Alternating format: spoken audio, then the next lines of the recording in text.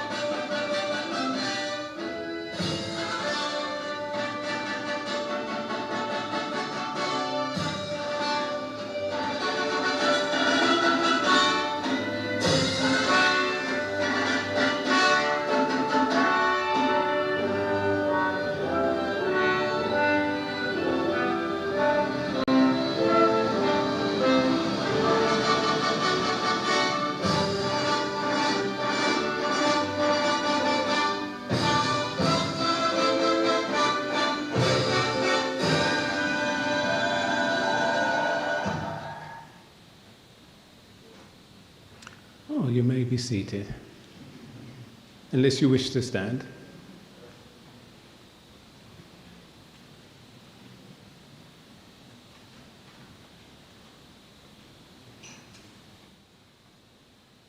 So, good morning. How are you all doing this morning? I won't get this echo. All right. Okay, my name is Jonathan Platt. I'm a technical officer at Bnsi, and I will be your master of ceremonies amongst many things for today's event. It is my honor to guide you through this program to ensure a smooth and engaging experience. So as we prepare, I look forward to share a few housekeeping details of important reminders for you. Now, has anybody got one of these? Which I've left up there. You got a mobile phone, anyone? Could you show me? Can you show me your mobile phone? All right, very good. Now, could you do something very special for me? Put it on a setting that will not disturb, okay? So we can all appreciate what's coming next. Now, today's program consists of 2 sessions. The first session begins momentarily, and then we'll have a break, which may be a little bit later, because it's 10:15, but it may be about 10:20. And then we would recommence about 10:35, sorry, for the second session, which will run until 12 p.m., hopefully. 12 p.m., hopefully. 12 p.m. tonight? No, afternoon, okay. This event will be live streamed, so those on YouTube, good morning, and those on Zoom, good morning to you. I'm sure you will enjoy the event also. Our official welcome will be delivered by Ms. Kodagan. Before that, I will take a few moments to acknowledge our distinguished guests. So firstly, I know she's not here at the moment, but we respect the Honorable Marsha K.A. Cadell, Minister of Industry, Innovation, Science and Technology, Mr. Javier Reyes, the Inter-American Development Bank, is representing us virtually, and Ms. Charmaine Smith-Walker, President CEO of CrossQ, CARICOM Regional Organization for Quality, and Ms. Joyanne Blackman-Jarvis, Deputy Prime Minister, Permanent Secretary, Ministry of Innovation, Science and Technology. Mr. Ryan Braffett, Chairman of BNSI, Mr. Hayden Ryan, Director of BNSI, members of BNSI Board of Directors, CrossQ staff, members of the National Quality Council, BNSI management and staff, government officials, industry leaders, and also specially invited guests and representatives of the media there to make us look good. So thank you. Welcome to you all. So we extend our deepest appreciation for those of you that have traversed the traffic to get here so early this morning. So we welcome your presence and look forward to the enlightening and productive events. So without further ado, I'd like to invite Ms. Cadogan, who's going to have the opening remarks, or welcoming, I should say, official welcoming.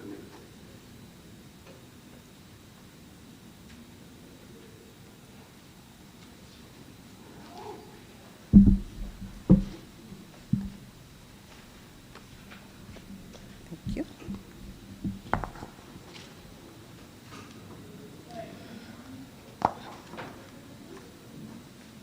Good morning, everyone. Allow me to echo the Master of Ceremonies in extending a warm welcome to our distinguished guests. Minister Marsha Cattle from the Ministry of Industry, Innovation, Science, Technology, representative from the Inter-American Bank, Mr. Javier Reyes, Mrs. Sharon May Smith-Walker, Chief Executive Officer of the CARICOM Regional Organization for Standards and Quality, CrossQ, Mrs. Joyanne Blackman-Jarvis, Deputy Permanent Secretary of MIST, Mr. Ryan Brathwaite, our Chairman, and the Board of Directors. We are honored to have the members of the National Quality Council, other representatives from CrossQ, our dedicated BNSI staff, and other esteemed guests and industry officials joining us today. It is my pleasure, on behalf of the Barbados National Standards Institution, to welcome all of you to today's Visibility Conference, where we gather to reflect on one of the most important aspects of any industry, organization, or personal endeavor, quality. The theme of today's Visibility Conference, Think Quality, Quality Matters, is just not a catchy phrase, but a guiding principle that can drive excellence in all that we do. In a world that is increasingly fast-paced, where expectations are high and competition is fierce, it is easy to overlook the critical role that quality plays in everything from the products to services offered, and even in our own personal growth. However, the truth is that quality is the foundation upon which lasting success is built. It is not an afterthought, but a deliberate choice, a mindset that must permeate everything we do. I hope I have captured your curiosity, as today's program will delve into the BNSI's unwavering commitment to quality. Our speakers will showcase our key achievements from the 2023-2024 financial year, with a particular highlight being the launch of the National Quality Council, an initiative poised to be the driving force behind quality enhancement in Barbados. As I conclude, we appreciate your presence today as we share the BNSI's journey through the past financial year and our vision for the future. Your presence today, despite your busy schedules, means a great deal to us. Thank you and welcome.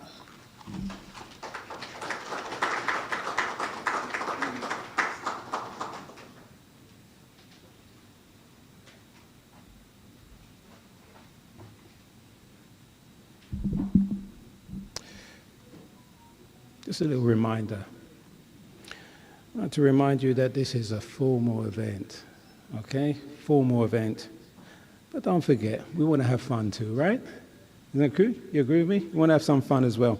After all, when you look at the impressive lineup that we have, the speakers that you're going to see, and the information that you're going to gain, well, To me, it reminds me of the Avengers. You remember the Avengers? Yeah. What do you mean you don't remember that? You remember the Avengers. We were like Avengers of innovation and quality and management, but without the capes. All right? We're Avengers. And so brilliant at that as well. So we're looking forward to some meaty information that's going to come. So before that now, we're just going to invite, after that sort of introduction, we're going to invite for remarks Ms. Charmaine Smith-Walker, CEO of CrossQ, CARICOM Regional Organization of Quality. Please, you have our attention.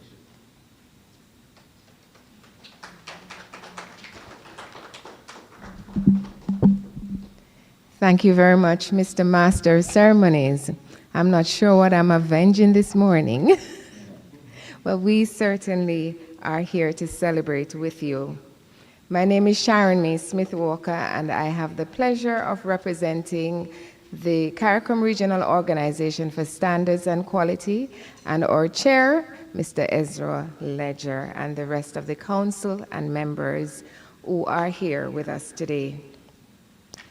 Honorable Marcia Cadle, I think, hopefully that's the right pronunciation, Minister of Industry, Innovation, Science and Technology in absentia, Mr.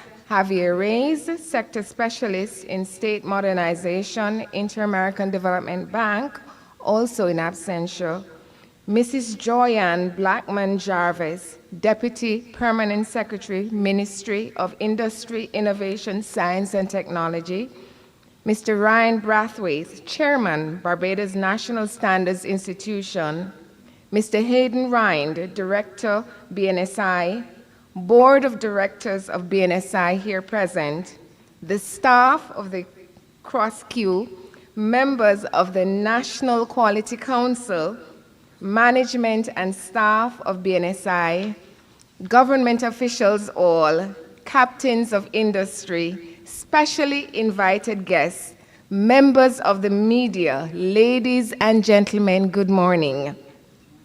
It is my absolute delight and pleasure to join with the BNSI in celebrating their achievements over the last fiscal year. Let me begin by congratulating the BNSI on its astute leadership and the achievements that it has wrought in Barbados and the wider CARICOM region. Today's theme, Think Quality, Quality Matters, is apt and, might I say, underscores the importance of quality, not only for Barbadians, but to the entire CARICOM region. Quality is different for each of us. Some of us, like us ladies, and I know it's the time of the season where there are particular sales, we may be looking for particular designers, and that for us might speak to quality.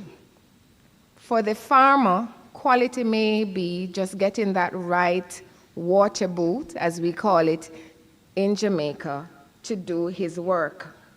Depending on our tastes, which are quite diverse, and our preferences, we might not all agree on what is quality. But one thing we're all, and I believe you would be in accord with me, is that quality means that the item that we purchase or the service is fit for purpose. It conforms with specified criteria.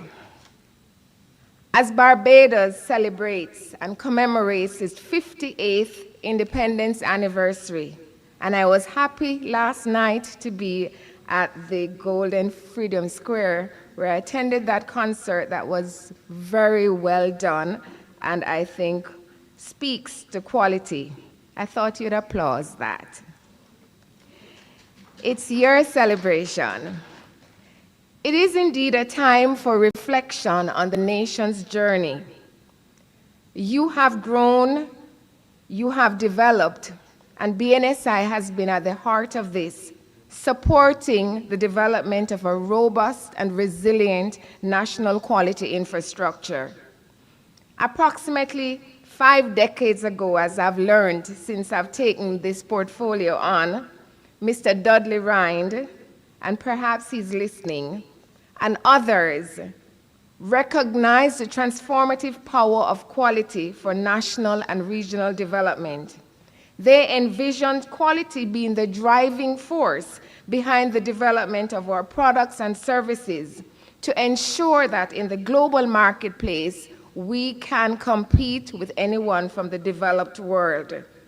It is this vision that guided BNSI's achievements to date and set the foundation for CrossQ, and for this we are entirely grateful. This commitment to quality has been evident in BNSI's remarkable progress over the years, and this last year in particular. One critical milestone facilitating the development of Barbados' national quality policy marked a key milestone in the country's journey in building out a quality-driven economy. This policy positions Barbados among the other CARICOM nations that have also developed national quality policies as the leaders in quality infrastructure. CrossQ is happy to have supported the BNSI in its development of its NQP and to have led the development of a regional quality policy. This initiative underscores the commitment to embedding quality principles at the core of governance and industry. The NQP, or National Quality Policy, is more than just a document. It's a strategic tool that is to be used by governments across the entire globe to help strengthen the pillars of the quality infrastructure. And by this I mean the pillars of accreditation, standardization, and of course metrology, supported by quality promotion. It establishes a firm foundation to boost trade, drive private sector growth, and embed quality management principles in the public service. For Barbados, this policy isn't just about compliance. It's about building a future where businesses thrive and our citizens, and might I say our citizens because I'm now resident here, enjoy higher standards of living and are safeguarded against health and any deleterious health and wellness issues. We are very pleased to have supported BNSI over the last year. Allow me to highlight just a few of those collaborations. Barbados, through the BNSI, has recently benefited from the enhancement of its metrology and testing capabilities for concrete and blocks, and we certainly know how important that is. CrossQ has provided technical assistance in developing the island's framework for its legal metrology activities and a metrology bill which provides a legal framework for measurement activities covering aspects of scientific, industrial, and legal metrology. CrossQ, through the 11th EDF, European Development Fund Economic Partnership Agreement, TBT program, conducted a number of training programs to support the development of quality management systems in industry, specifically to the standard ISO 9001, and some of the constituents have also been certified. While we celebrate these achievements, we are aware of the challenges that as an island nation and as the Caribbean we face. Climate change and its ever-present challenges. With this in mind, we are very pleased that, again, we're able to support the BNSI in developing policies to support the build-out of its buildings and industry. There is one particular project that I'd like to highlight, and it is the collaboration with the Caribbean Disaster Emergency Management Agency, SEDEMA, to develop the CARICOM Regional Code of Practice for the construction of houses in 2023 and beyond.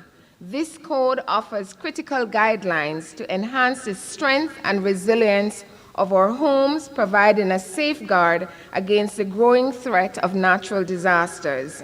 We are especially delighted that the BNSI is leading this charge in advocating for the use of this code in Barbados. As I wrap up my remarks, for me this is personal. I want to acknowledge the unwavering support of BNSI in the growth and development of CrossQ, and in particular over the last 3 months. Chairman, it is my pleasure that I received the mandate from Director Rind, who was wearing 2 hats in the last 3 months. So he was the officer in charge at CrossQ for 3 months, and then he handed the baton over to me, and he did an excellent job. A round of applause for Director Rind. We thank you, BNSI. Looking ahead, we are confident in BNSI's continued success as it advances quality-driven initiatives.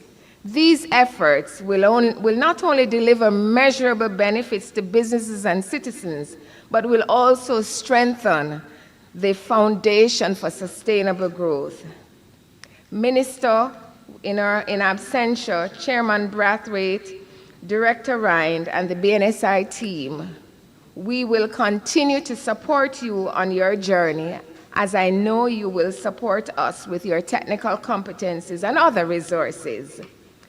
With this, I say thank you, congratulations on a year of tremendous successes, and I know the future is ripe for further growth and development. Thank you so much.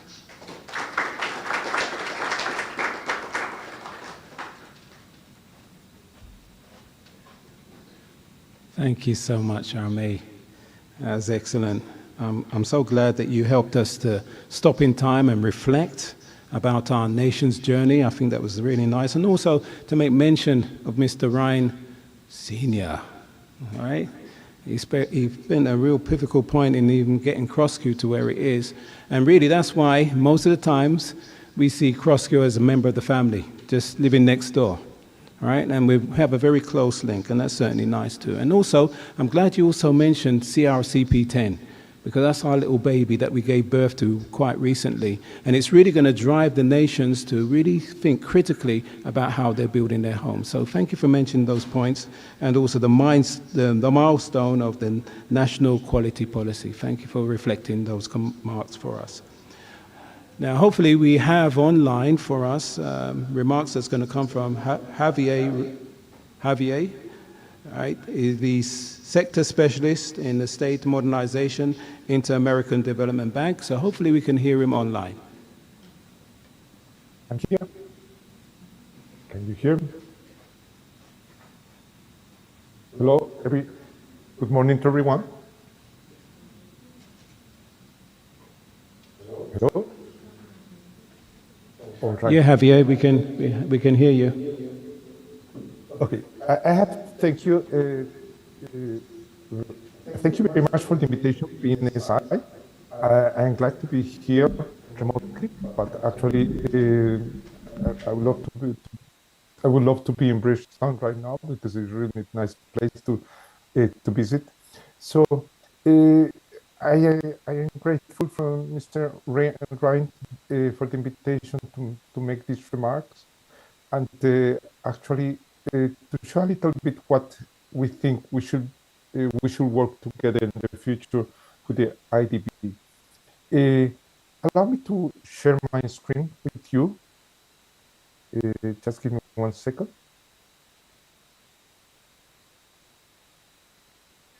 In the IDB, we're working very hard in order to to help the countries to implement what we call good regulatory practices. Good regulatory practices are very important. Sorry, Javier, we can't see your screen. Oh, that's better.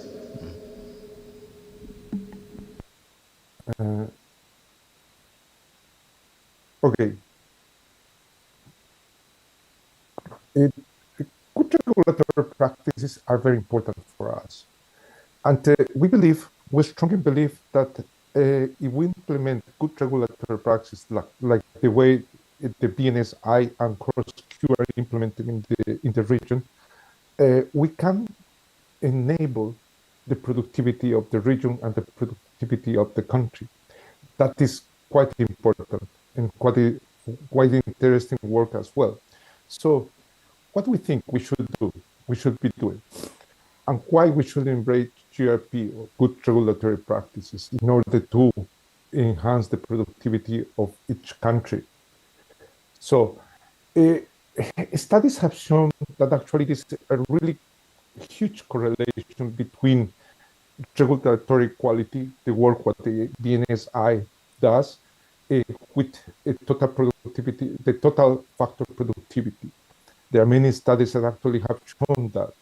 And actually that is very important because if we do our work all together properly in quality standards, in the technical norms, we strongly believe that actually we are helping not only the safety of the population, that is the main goal, safety standards, but also we will provide the basis for a productivity in the country. Countries with streamlined regulatory frameworks tend to exhibit higher productivity growth. And that is exactly what we have seen in various countries of the area, but also around the world. So this is not a small job, definitely. It's huge, and the impact in the productivity and the impact of the GRP or the good regulatory practices is huge. That actually, if we take that into account, actually we should implement GRP practices in all over our portfolio that we work on in each country. The reforms that aim at reducing red tape, enhancing transparency, improving contract enforcement has significantly improved the productivity. But actually, that is something that everybody knows. But here comes a very important number. And from the studies we read and we conducted, actually, we believe and we understand that laws and regulations are very important factor for FDI, for foreign direct investment. So that is our focus currently for the development in the region. But actually that BNSI plays a huge role in order to ensure that the rules of the game for investors are the same and those rules are enforced. So the role of the BNSI is really very important. The role of the cross-Q is very important in the region as well. We strongly believe that. And here's a very important number that actually studies and a study from the ITB is showing, Karen, that actually 80% of the trade is affected negatively by non-tariff measures. So, meaning that technical regulations, technical norms are sometimes a burden for the trade, for the international trade. And if we work together in order to lower or to make them more homogeneous rules among the countries, those burdens are really very significant and can be at least 5% of the GDP in the Latin American countries. So if we work properly in technical norms among the countries, we strongly believe that actually that could happen, that we can improve the productivity and we can improve the exchange and we can really add to the GDP of the region. And something very important as well is in something that we know we should implement little by little is public consultation. And we understand from studies in other countries, for example, in Vietnam, that if we discuss and we consult with the public, with the civil society, with the citizens, the norms, they found out that in Vietnam that 24% of the population were in agreement with the norm and increased the trust of the in the government about the implementation of the norm. So that is in our view why it is important to work all together with GRP. And that is something we're going to do. And we are putting together with CrossCube and BNSI a technical cooperation in order actually to help the BNSI to implement this kind of rules for GRP and to produce more value for the society. I'm looking forward to work with the CrossCube BNSI the next years, and I am very grateful from Mr. Ryan in order to open the doors from the BNSI to work with the IDB. And I am very hopeful that in the end of this technical cooperation, we will be able to show results, and maybe in 2 or 3 years, we'll be able to show them here in the same venue. I am very thankful for the invitation, and that's about it. That's about my intervention. Good morning to everyone.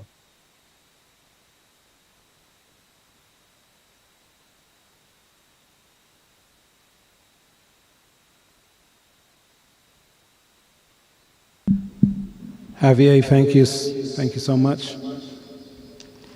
But before we continue, we'd like to welcome, of course, the Honorable Marsha K.A. Cattle, Minister of Industry and Innovation, Science and Technology. Welcome.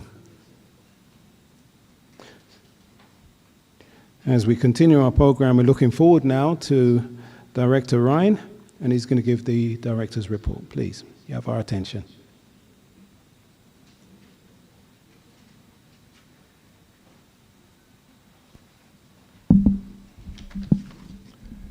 Thank you, Jonathan.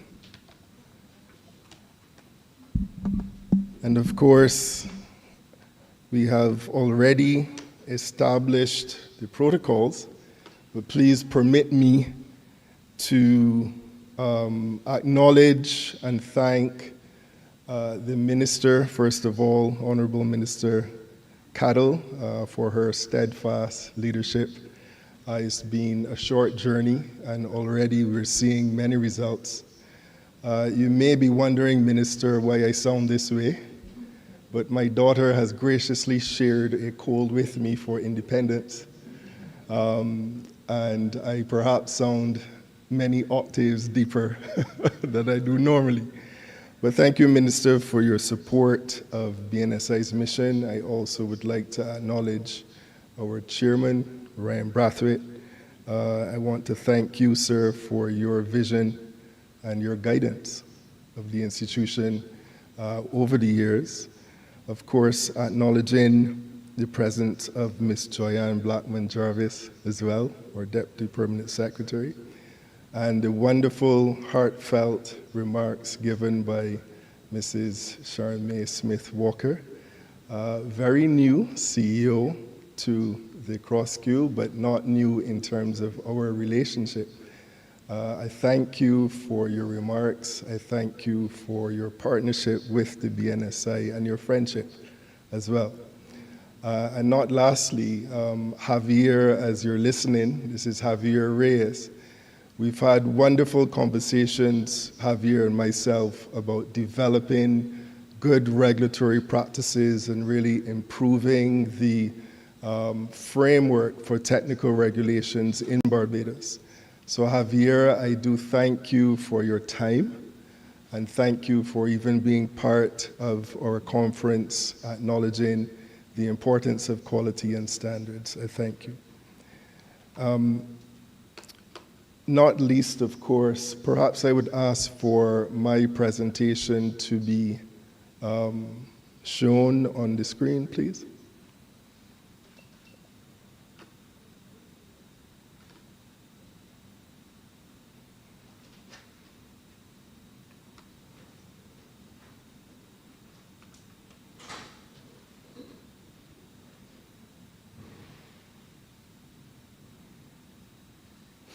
Well, they're looking for that. The management and the staff of BNSI really is the backbone of all that you would have heard so far and all of the work that we would have done over the last year and years.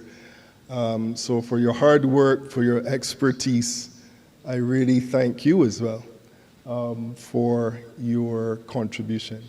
Susan is saying yes, but I'm not seeing it projected as yet.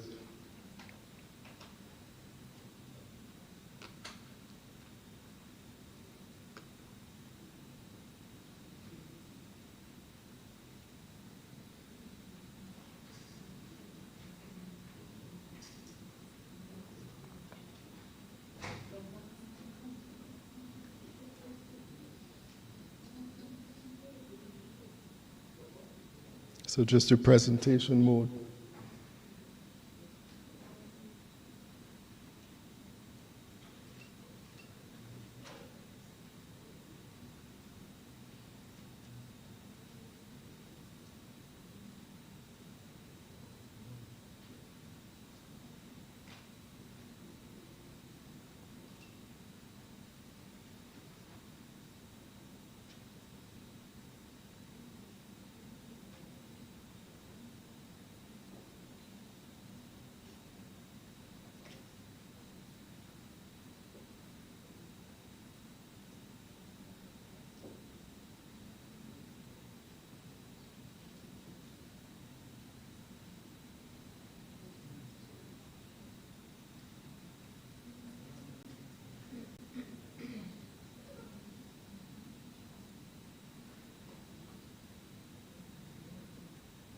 So bottom right, I'm going to help you. Bottom right, presentation mode next to the tab that's there, bottom.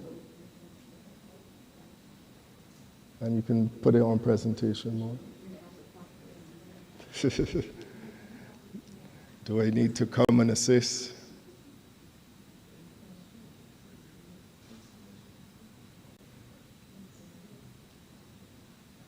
Perfect. Do you see why we need partnerships? Do you see why we need to collaborate? Sometimes even among ourselves. Thank you so much. Okay, so next slide, please. Okay, so that's the lovely team. It's not all of them, but that is really the team at BNSI. And we are still one of the main drivers at BNSI of the country's national quality infrastructure. And this is critical, of course, for all of the reasons that you heard earlier. Social progress, economic development, we participate in international trade and the achievement of, the sustainable goals that we have as a country. Now, our work program 2023-2024 really focuses on the pillars of standards, metrology, testing, conformity assessment. These pillars do not change. Over the last financial year, we've had a portfolio of 74 standards that we've worked on. Next slide, please. Now, the family is getting bigger, as you can see. This, by far, was one of our most memorable achievements over the last financial year. Some in the back of the room are yet to recover from the effort that it took to host the Pan American Standards Commission, which we know as COPANT, and the assembly was hosted right here in Little Barbados, where all of the international experts from the Pan American Commission joined us in April, and this photo was at the Lloyd Erskine Sandyford Center. Many of you in the room came as well. And we had wonderful thematic sessions and networking opportunities with COPANT members. I really want to thank online the COPANT family as you're listening. And we were very, very proud as a small developing state to host such an international meeting. It was a week of celebrations with tremendous results and tremendous success. So thanks to the COPANT family. I'm seeing people pointing to themselves in the photo. Next slide, please.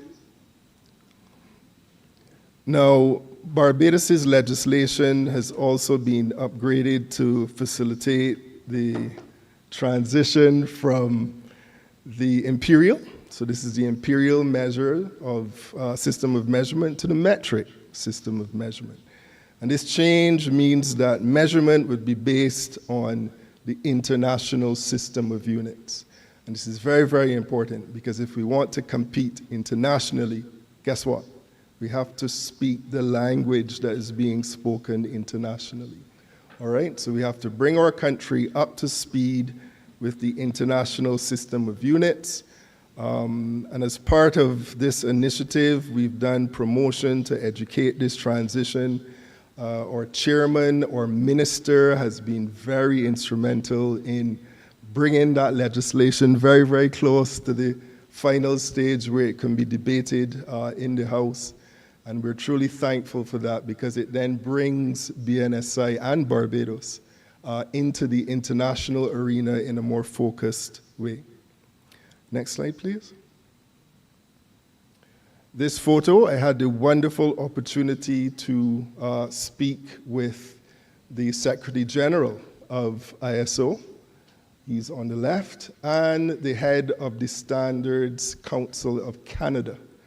And we were speaking not just dealing with standards and quality, but they have a very robust idea for developing standards in a shorter time frame and more relevant to the particular countries.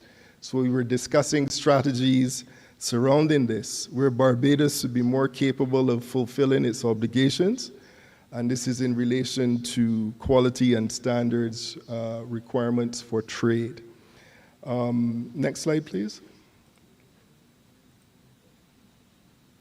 Next, please.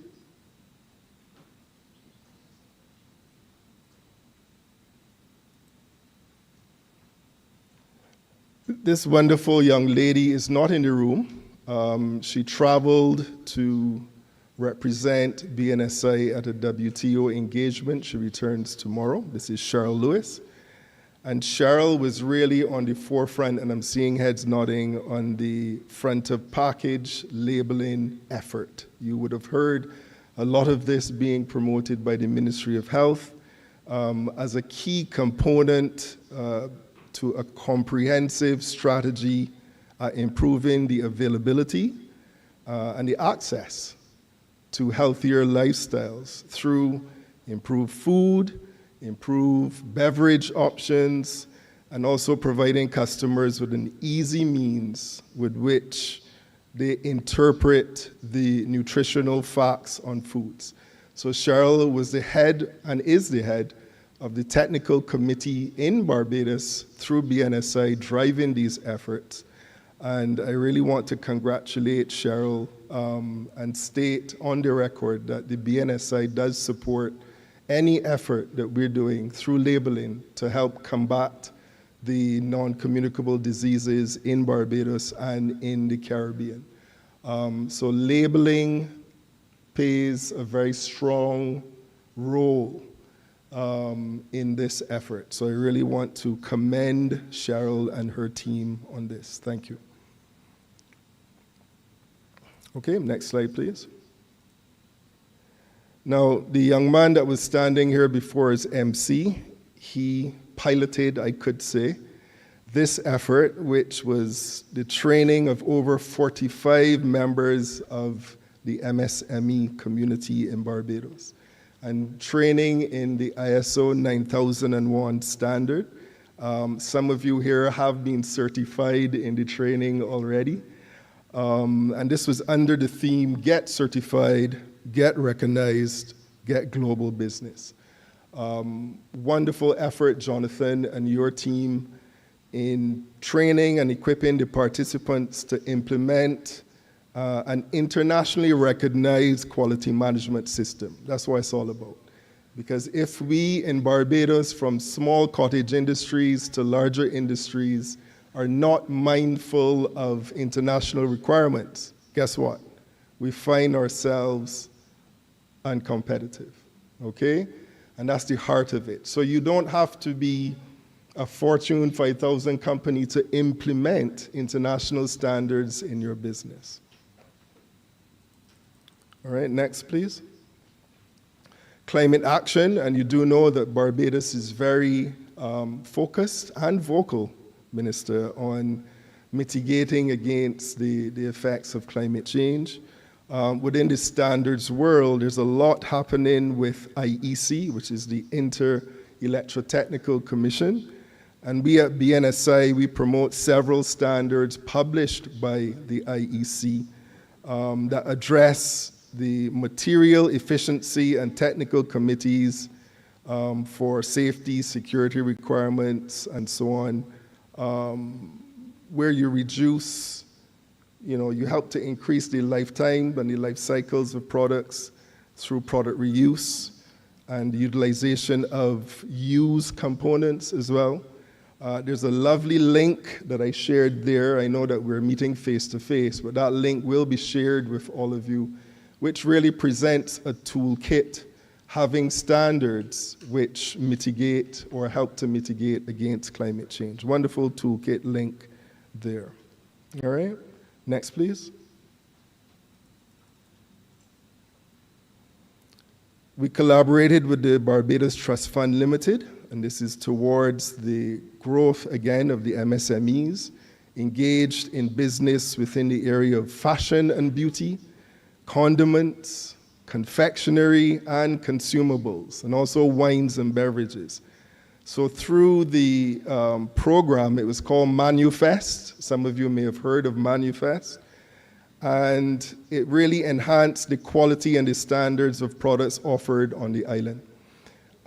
So we were able to sponsor, so BNSI actually sponsored 5 MSMEs to have their products tested for the whole spectrum, and that enabled them then to have certificates which they can produce to international suppliers or even vendors or potential buyers to show that they've done their due diligence for testing. And it was a tremendous outcome because they've never had that level of testing and support for their products. Okay, next slide, please. Now, this gentleman, his name was mentioned twice by previous speakers. Charmaine, I think you mentioned him first. And this is none other than Dudley Ryan. And we had a wonderful occasion in the last year to have National Quality Awards. We also celebrated 50 years of BNSI last year, Minister. And the names of the businesses you see there, so Harcourt, Carter, the Crane, Massey, Champers, IB Solutions, they also received awards. But there was an honorary award for Mr. Dudley Ryan, again, for piloting and really being a pioneer as far as quality is, not just in Barbados, not just in our region, but in Latin America as well. He's served on boards of ISO as the liaison officer. So I had the privilege, and I don't think that happens often, where a son can present to his father, in acknowledgement of his efforts in quality. A tremendous historic moment for me, Minister, and that was over the last year. Okay, next slide, please. Now, we reported as well to the Barbados National Energy Policy Framework, providing updates on requirements to develop standards for operations in the offshore oil and gas sector. There was a lot of requests that came to the BNSI in terms of having standards to support, the energy sector. We're mindful, of course, of the renewable energy supply and storage as well.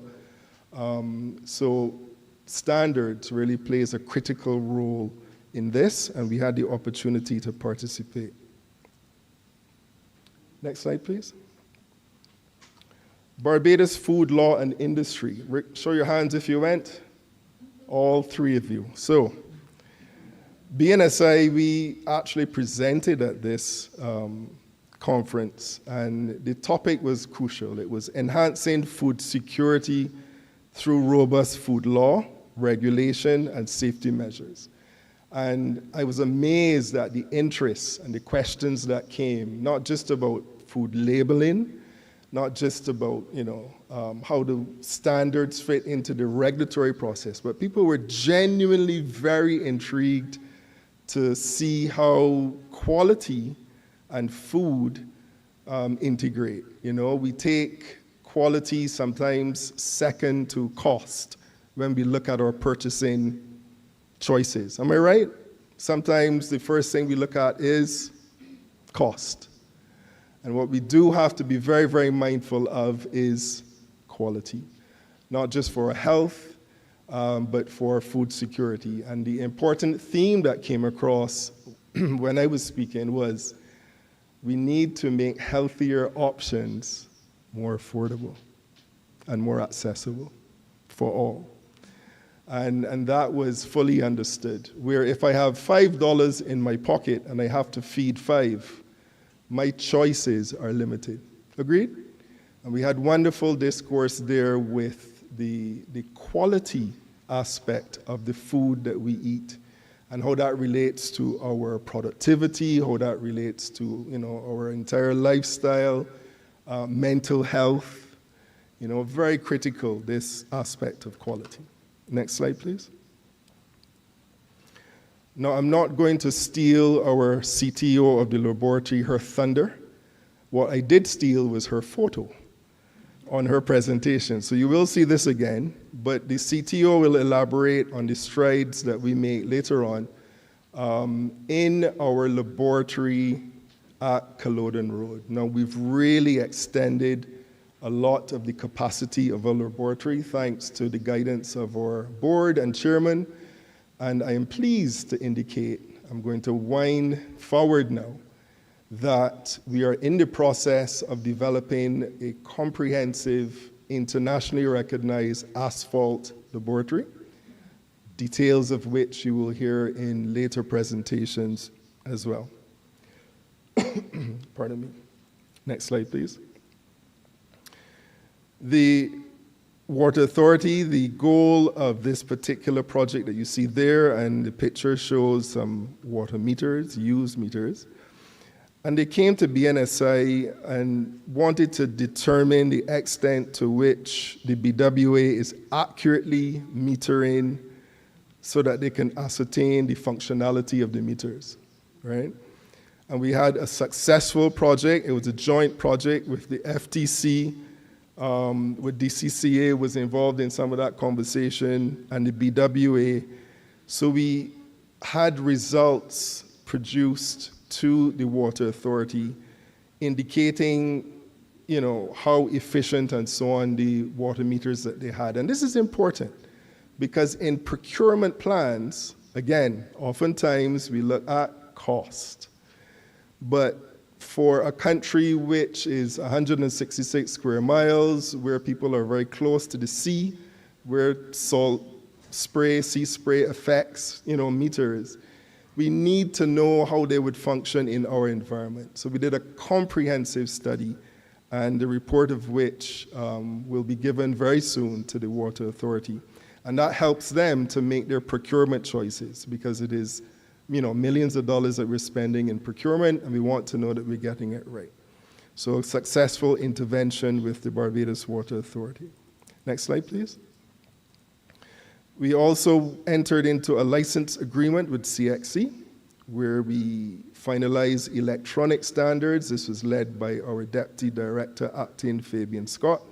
So thank you, Fabian. And we conducted consultations with the CXC to discuss certification as well to the 9001 quality management system. Next slide, please. If I had time, I would share with you the lovely podcast, which the team at Bnsi, I see Alicia smiling, she took the lead in that, developed a podcast on customer service satisfaction. Now, we pride ourselves as a service industry, don't we? You would be surprised, perhaps, to know that with the polls and the surveys and so on that we took, many Barbadians were dissatisfied with the level of service that they got in general. I'm talking about in general. Yes, there are some instances where service is excellent, but we have a service excellence standard. Okay, there's a standard for service excellence, which we are going to promote and launch in this period.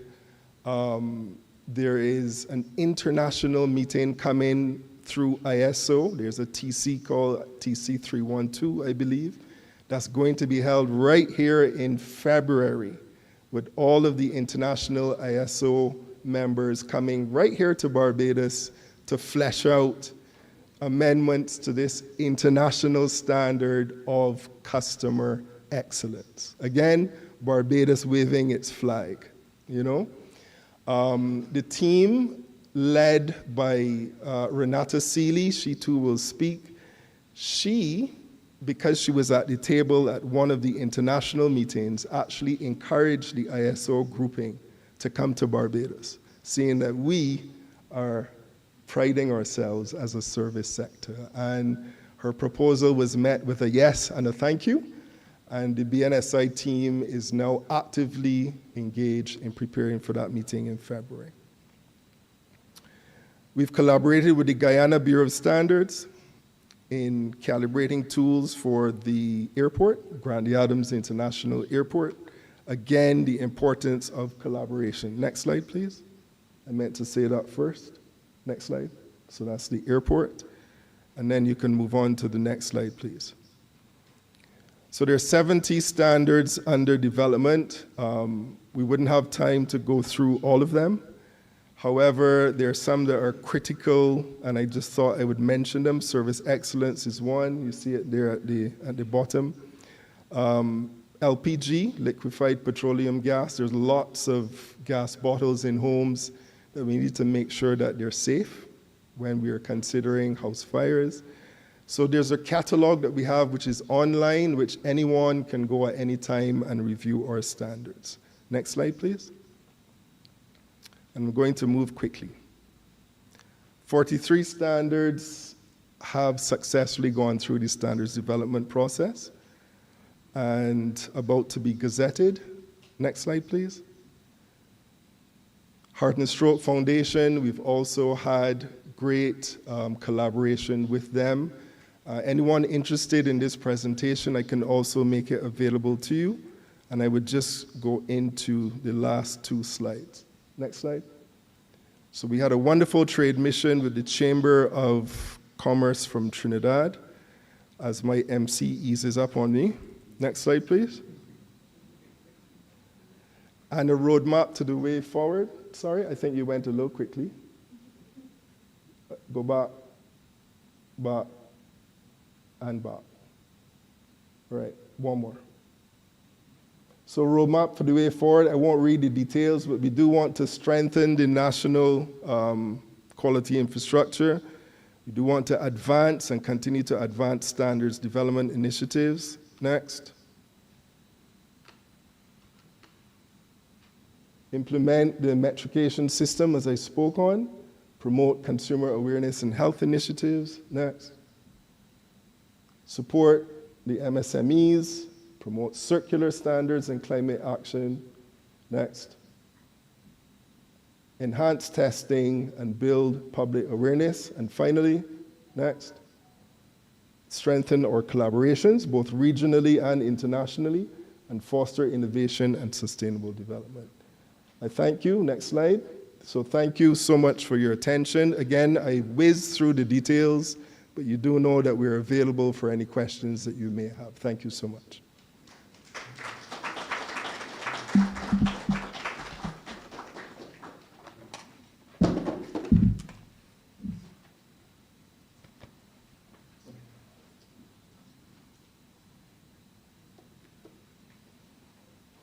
Mr. Ryan, thank you so much. From COPED, metrology, ISO, NQI, ISO 9001, climate action, manifest, BNEP, what else?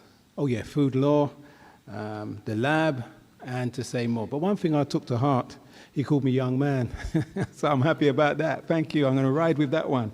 So we had a lot of fun. You can see from Charmaine's point that the traveling that we're taking, we haven't stopped. BNSI is moving forward consistently. And as you can see from the chairman, from the director's report. We now look forward to Mr. Ryan Braffett, the chairman of BNSI, Board of Directors. Please, you have our full attention.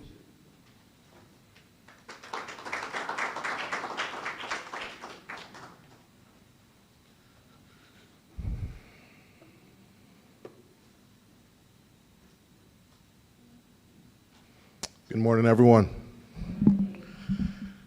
Protocol having been formally established by the speakers before me, I would ask your indulgence that I can bypass that this morning. But before I begin, I must extend a special good morning to Minister Marcia Cattle, and I want to commend her for her unwavering dedication to driving quality and innovation and industry in this country. And your vision continues to be something that we will admire. And we hope that in helping us to provide that legislative framework in the form of the metrology bill, that the BNSI will continue to go from strength to strength. I also wish to warmly congratulate Ms. Smith-Walker on your appointment as CEO of CrossQ. We met virtually at the council meeting in the SVG, and I'm privileged to also meet you in person this morning. And Mr. Hayden Ryan for becoming the officer in charge. I'm sure that Hayden, it was a task, a labor of love, really, performing those duties as officer in charge, and also at the same time providing stewardship to the BNSI. And I was especially proud as chairman of the BNSI at the last council meeting to see BNSI leading the charge so ably. And I just want to congratulate you, Hayden, also Ms. Smith-Walker, and we know that BNSI and CrossQ will continue to work hand in hand moving forward. So I thank you.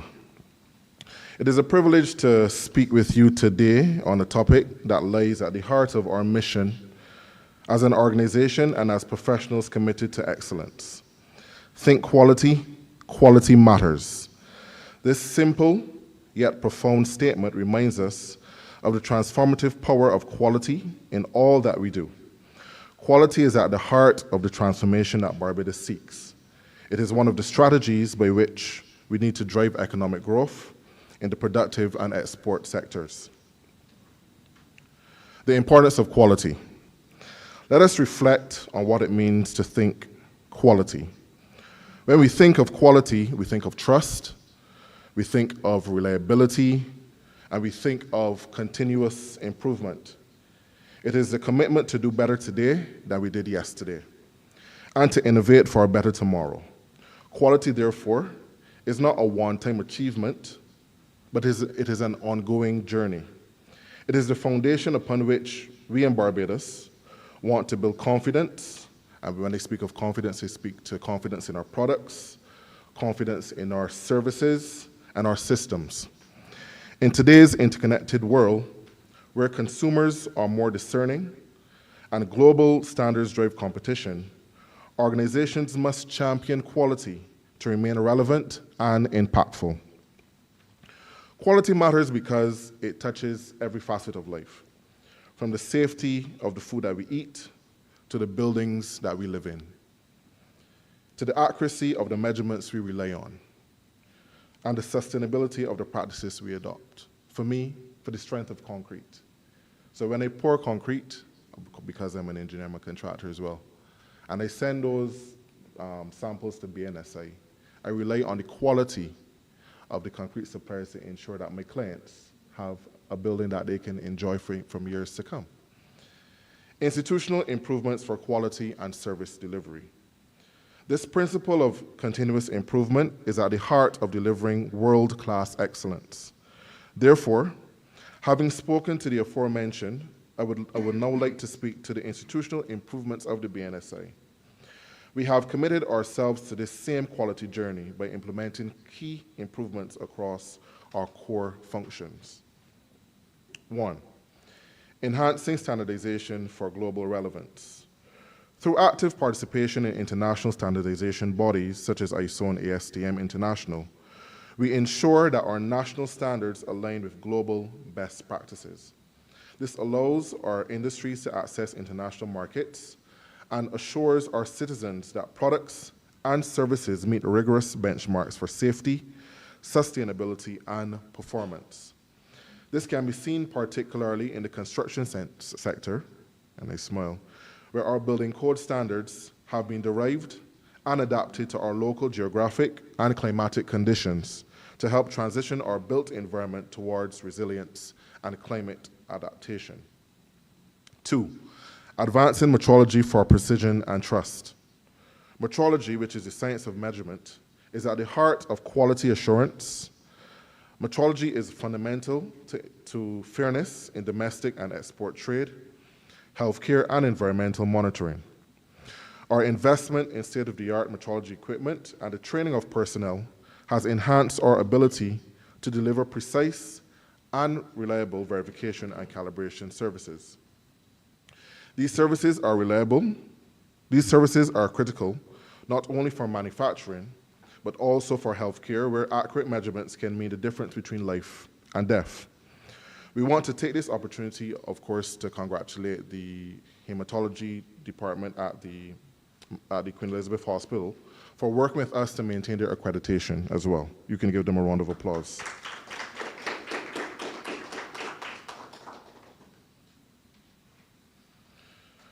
We have invested in modernizing our metrology laboratory, introducing new services required by the industry to ensure that you, the consumer, continues to receive an uninterrupted supply of essential goods, by the avoidance of disputes between industrial players. Metrology, being a scientific endeavor, is objective. It has no bias or favor and simply reports accurate, measurable results. Our upgraded systems now support industries requiring traceability and certification for exports, directly contributing to increased competitiveness in the global market. This is where quality matters, in industry, society, and people's lives. 3, enhancing testing capabilities. Testing is a critical step in ensuring compliance and quality. We have made significant investments in our laboratory to expand our testing services, which now covers a broader range of sector demands with a continued focus on building safety in the construction sector. This has allowed us to address emerging challenges such as climate change, ensuring that our services remain relevant and effective in mitigating these emerging risks. 4, promoting quality management practices. Quality management systems such as ISO 9001 are now the identified mechanism by which enterprises are required to conform to in order to access foreign markets and gain supplier acceptance by foreign partners. The Bnsi has been instrumental in providing hands-on support to those in the medical field to put these quality management systems in place so that they can secure contracts for medical services to the cruise ships that dock in our port here. By guiding those who provide us with early warnings regarding inclement weather systems, giving assurance to the public that these weather reports are put together in a quality manner that the public can trust, and weather reports. By leading by example, we have not only improved internal efficiencies, but also served as a model for other organizations in the private sectors and the public sector as well to adopt structured approaches in quality. the human element in quality. Thinking quality goes beyond systems and tools. It is also about people. Quality matters when it is driven by a culture of excellence, where every individual takes pride in their role in delivering value. Our organization has invested heavily in capacity building and will continue to do so, and professional development, ensuring that our team is equipped with the skills and mindsets to adapt to evolving demands.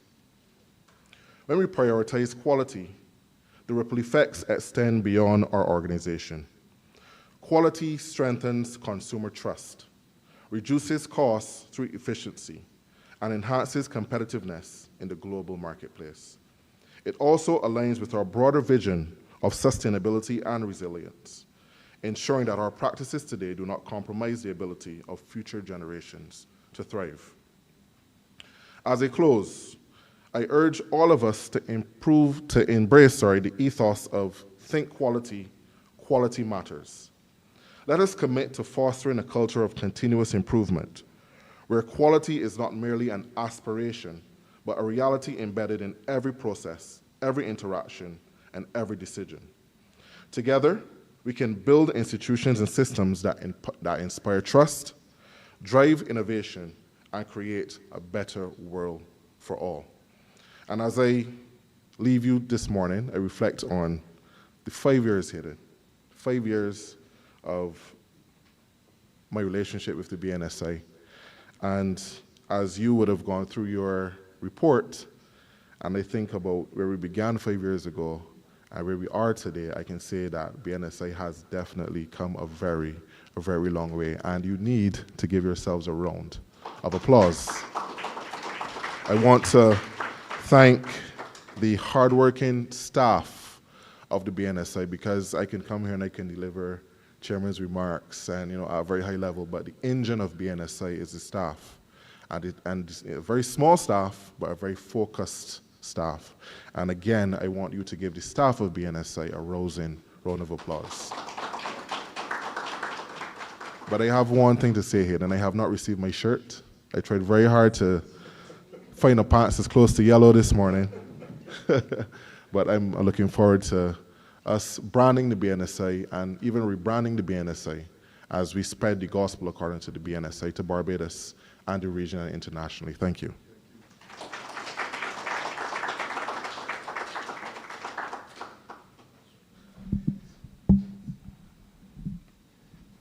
Chairman, Mr. Braffett, thank you so much for your sentiments and your expressions.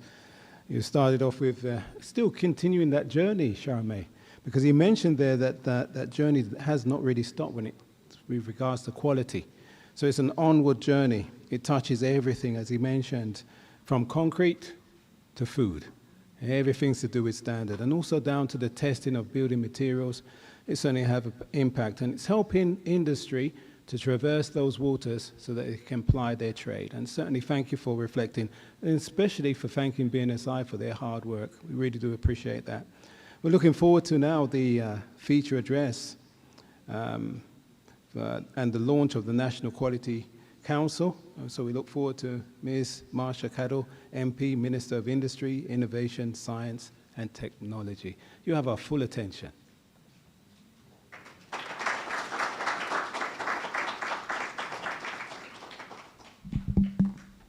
I don't know what you mean by that. Friends and colleagues all, good morning. The expression feature address is a very loaded one. I'm going to share some thoughts with you this morning. I was going to, as I prepared to come this morning, I was preparing to say that I was going to take the lead of the director and the chairman who were allocated 10 minutes and also take 10 minutes. I can say that is true of the chairman. We can never say that about the director. But what you shared was very important. You always are able to transmit to us in a very infectious way your passion for the area and the passion of the BNSI team and the commitment that you all have to advance this work. So I'm going to begin where Ryan ended by saying thank you for that commitment. We have small teams across the public service and across Barbados who often punch above their weight. And if there's any team that is emblematic of that, I would have to say that it's BNSI. So congratulations for that. Interestingly, notwithstanding having been a cornerstone of Barbados's quality infrastructure system for so long, BNSI has only now been a part of the Ministry of Industry, Innovation, Science and Technology for this past 10 months or so, as have I. And so we start our journey together, but there is a reason that standards and industry and innovation have been put together to be able to drive inclusive growth in this country. And I say inclusive because the work that you talked about with small and medium-sized enterprises is crucial. I always say that the private sector in Barbados is not just or even principally about large corporations. I mean, in Barbados, strictly speaking, especially by international standards, we don't have large corporations. What we have as the lifeblood of industry are small businesses who are important to whatever is the vision and whatever is the trajectory that we imagine for the growth and expansion of the country. But there's a reason that BNSI is a part of this family, and it's because the question of standards and quality must be at the heart of our industry. But not only that, you are here to help us innovate. And we've seen from all that we've heard this morning that you have been doing that. I know that you're calling this a visibility conference, although I perhaps prefer to call it a vision conference, because you are behind the curtains. And we are a ministry that's behind the curtains, not just in terms of standards, but also in terms of support to industry. I see Mark Hill at the back there, very quietly sitting and taking in this morning's proceedings. But obviously, Export Barbados is an important part of this family as well. And also in technology, we are behind the curtain. A little bit more in front of the curtain in the last few weeks than I would like, and not for the reasons that we want. But these parts of the work that we do are the engine and what drive the possibilities for people to be a part of the growth of the country. Today is the day before independence, which happens to be my favorite holiday. And I think that we're having the right conversation today on the eve of our independence, because I think that what is going to distinguish Barbados from here and in the next half century of our independence, of our republican status, of our emancipation, is quality. We are small, we are niche, we are interesting, as a country and also as a region. And I think that being able to distinguish ourselves on quality has been the factor that we have had to drive and be driven by. But it's not just about industry. It's about how do we target incremental or sometimes radical improvements in how we deliver for people. I think that has to be the independence question, right? That has to be, what is it on which we pride ourselves? What are we bringing to the collective development and well-being of our nation and of our region? That has to be a question that we keep asking at the level of the individual, at the level of the work that we do, and at the national level. So quality is then not only about meeting standards, but is also about creating the culture and the consciousness of continuous improvement, of resilience, of accountability for everything for which we are responsible. I've been very happy with the work of the BNSI on the adoption and promotion of CRCP10. Now, this is one entity, BNSI, that has a lot of acronyms. And so, you know, I still try to get very familiar with what they all are. They roll off the tongues of the team a little bit more easily than mine. But this relates to the construction of houses, the code of practice for the construction of houses. And we really feel, and this is what I mean by the director being quite infectious, he has convinced us all that this is a very important initiative when it comes to the creation of climate resilient housing infrastructure.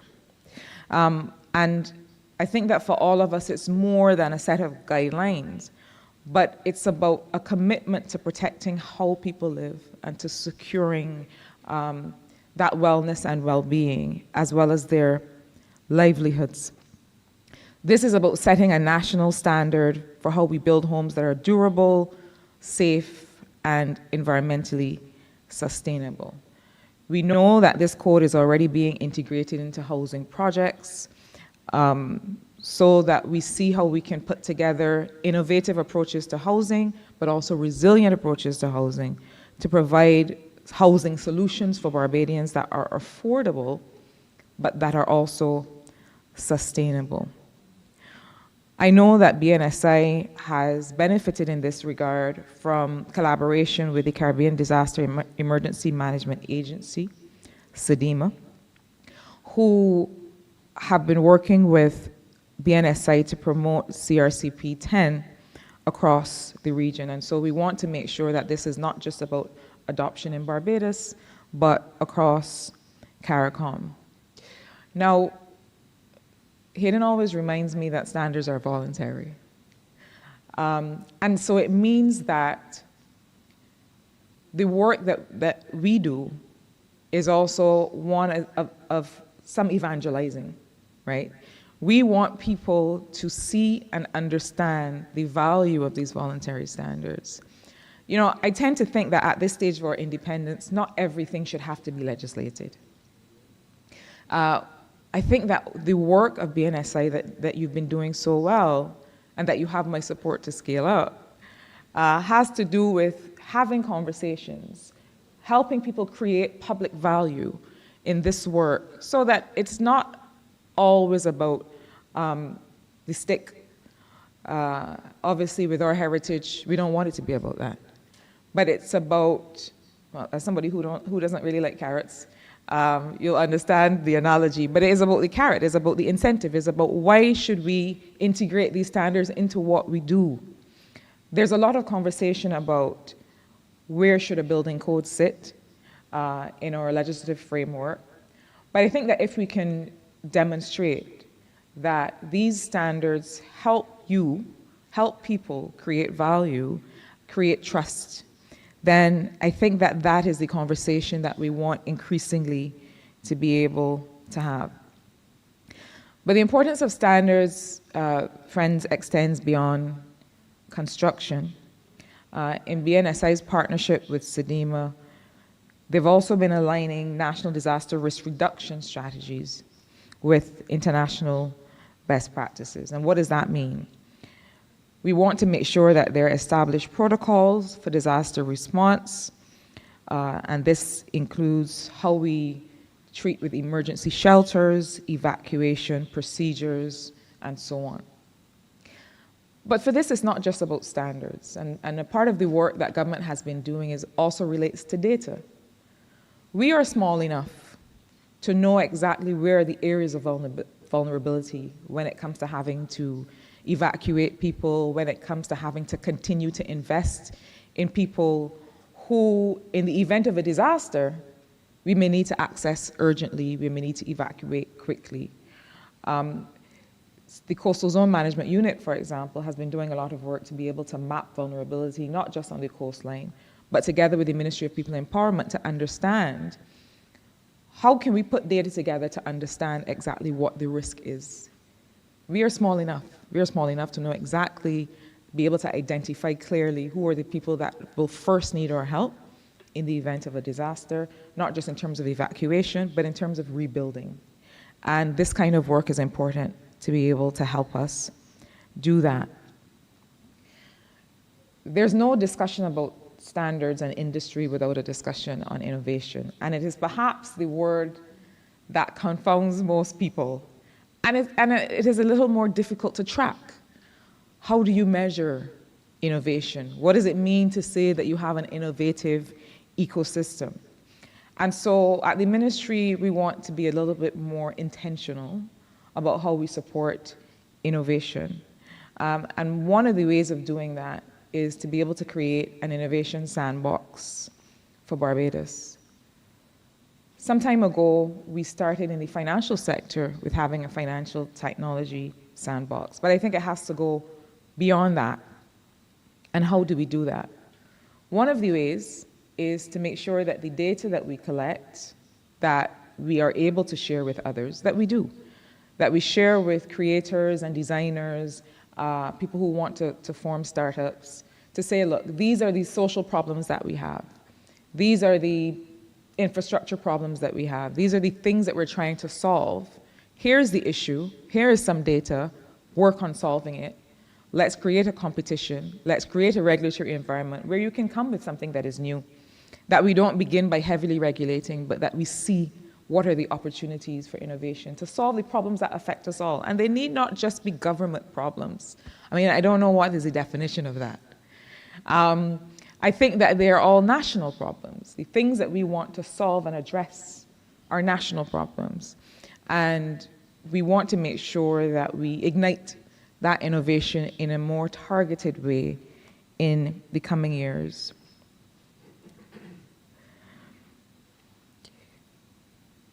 I have to say that I am not someone who has been known to get excited by asphalt. But I think that of all the things that BNSI has worked on, the new asphalt laboratory and what it means for the region, but also for the income earning trajectory of the BNSI, it is one that excites me. I know that it's targeted for completion in the first quarter of next year, and I know that you'll hear much more about that after the break. But, you know, there's often a lot of conversation about the building of roads in Barbados. I think that if there's any rum shop, water cooler conversation that is most popular, it has to do with how and why and when and where we rebuild, invest in the road network and that infrastructure. And there are so many things to understand about that. One of the areas, I suppose, of greatest conversation has to do with the notion that as soon as a road is built, then another agency has to come and carry out some work that affects that road. And I think there is an idea that it is, as we like to say in Barbados, is purpose work. And not to speak on behalf of the minister responsible for the sector, but really this is an industry conversation now, this is a standards conversation. I think that we're dealing with many things at once. One of those has to do with the existing integrity of the infrastructure, the fact that we are moving heavy equipment into those areas, that equipment will have some impact on the underground networks, whether they be water mains or other networks, and that in some ways, the ways that we interact with the space, the ways that we do the actual works, and the equipment that we use, and the integrity of mains that may be 200 years old, all interact together to have a particular impact. And so where does BNSI come in? BNSI comes in with respect to building methods, with respect to rehabilitation methods and standards, but also with respect to the quality, the nature of the material that is being used to make sure that it fits our environment, to make sure that it will be resilient, and to be able to make sure that we can plan our works, that we know what we are getting when we start to build, that we don't have surprises related to what might be happening underneath the infrastructure. This is all part of the same conversation. And so it is not just about being able to invest in the integrity of our own road networks, but the laboratory will enable Barbados to set and enforce standards for asphalt production. That has to do with the effects of the climate crisis on our infrastructure, also that have to do with the increased vehicular use and the fact that, you know, Barbadians, we each like to separately drive our own vehicle. I'm sure that if we do the numbers, we will see that probably the penetration of vehicles in Barbados probably surpasses the very high penetration rate that we have for mobile technology. It's probably only surpassed by the number of vehicles on the road. I was in Malta earlier this year for the Digital Innovation Forum. Malta is smaller than Barbados and has a population twice our number. You can imagine what that means for traffic on the road. One of the things that they have invested in, which the government of Barbados is also investing in, is the quality and reliability of the public transportation system, because that is one of the inputs to having people use the roads less, drive cars less. So all of this is part of a single conversation, but this is not just about Barbados. This is also about being able to provide that service for the region, and why not the world? And so I'm very excited to see that BNSI laboratory services are starting to expand in terms of training, in terms of sharing knowledge, in terms of testing, so that eventually, when we come to estimates, we will be able to see an increase in the revenue being generated by BNSI. And trust me, I know that you have the wherewithal so to do, because you are a trusted institution in the region. And I think that we have a way to be able to leverage that and to take advantage of all of the wonderful team staff that you've been able to develop. Let me very quickly, not to compete with the director in terms of surpassing time, but let me very quickly come to one or two things that I wanted to mention as well, and some of it was mentioned earlier. The metrology bill, and you heard earlier about a couple of projects that go directly to the purpose of the bill, the purpose of the legislation. Now, standards work is perhaps not the sexiest, but it is extremely important. Why is it important? You had occasion, Hayden, to work with the BWA and the FTC on the water meter verification project. You had occasion to work with the airport on being able to test and calibrate scales and so on. That is not just a question of moving from one unit of measurement to another. It is a question of ensuring value for money. The global conversation, not just here in Barbados, the global conversation is about cost of living and the extent to which people will be able to maintain the patterns of expenditure and the things that they've become used to in their lives. Making sure that we get value for money from utilities, making sure that we get value for money from the things that we buy on the side of the road or in the supermarket. That's what this metrology legislation is about. It is also about making sure that we remain internationally competitive and that we speak the same language as all of the other industrial sectors in which, with which we have to compete. Finally, before I get to the National Quality Council, what I will say is that all of this work must also be a part of new sectors and areas of investment for Barbados. And what do I mean by that? one of the projects, one of the areas of work that we have targeted really has to do with how do we position Barbados in the global supply chain. Barbados is well poised both because of our location, but also because of the capacity that we've built to be a logistics hub for different parts of the world. We see how we are affected all the time by trading patterns, by industrial action in other countries.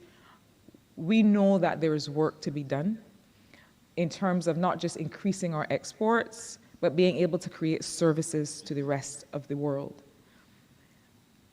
Once and for all, we have to be able to solve this logistics question. And between Export Barbados, the Ministry of Industry, and BNSI, that has to be the family that makes this real for Barbados once and for all. So the prize for good work is more work. And we will continue to have those conversations about how we make that real. So finally, let me then officially recognize the launch of the National Quality Council. And if just that word, that expression alone makes me feel like I wish it was something that we could expand across the country. Because the idea of a body that looks at the issues of national quality in everything that we do that is a conversation that, quite frankly, I think we need to have, but I won't give you that particular burden at the moment. I'll let you focus on how this particular Quality Council will be tasked with implementing the national quality policy, and in doing that, driving the success of BNSI's national quality program. So, as you've heard, the national quality policy provides the framework for making sure that production, trade, services align with international best practices and standards. And sometimes we hear this talk about international best practice, and people may think that we are doing it for doing its sake, if we just want to say that we're international. But the truth is that if your quality, if what you are producing, if the service you're delivering does not meet a certain threshold, no one is looking in our direction. We are not in any business. We are not in the game. So it is about making sure that we can play on a level playing field, and that our products and services are able to reach the markets that will mean that our people benefit from growth in these sectors. So we consider then that this National Quality Council is a very important step. It brings together government, private sector, and the third sector, or civil society, to be able to oversee, coordinate, and advance what we are setting up as a national quality agenda. Now, this is not just about setting up another body. And this is not just about coming and assembling around a chairperson with a gavel. This is about important conversations among the entities represented here. And for those entities not represented here, is also about reaching out as a Quality Council to others, especially in academia, to be able to understand what are the new pipelines of innovation that are going to make this work more impactful. So right now I'd like to invite the representatives of the council who are here to step forward. I am going to start with Deputy Permanent Secretary, Ms. Joyanne Blackman-Jarvis, who sits on the council. Can you step forward?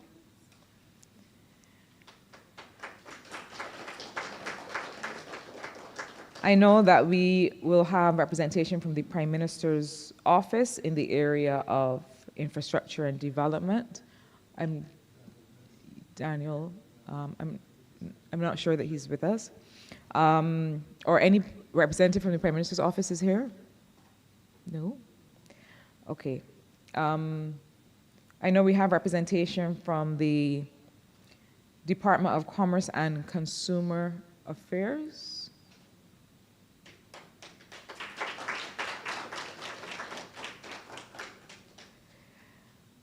from the Barbados Chamber of Commerce and Industry, Mr. Clark. Thank you. I saw Sade, I believe, somewhere. Barbados Manufacturers Association. Dr. Lynette Holder, the advocate of small business from the Small Business Association. Please do join us. And last but not least, we have BNSI, Mr. Hayden Ryan, Director. So these are the, I wonder why you're all squashing up in the corner like that. Is the light? Oh. I'll do it. I'll do it.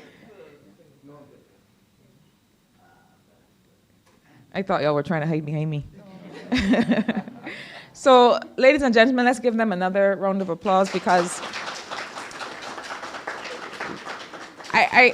I feel that this is a formalizing of informal relationships already. But I think it's important to formalize that. I think it's important to for this body to have a focus on quality and to be able to discuss what are the things that will get us there. I know when I look at this grouping that there are lots of ideas. And we're open to hearing them and to making sure that we give space and scope for those ideas to be realized. So thank you very much. Let me just close by saying once again that the country has a lot of expectations of BNSI based on your track record of performance and of delivering.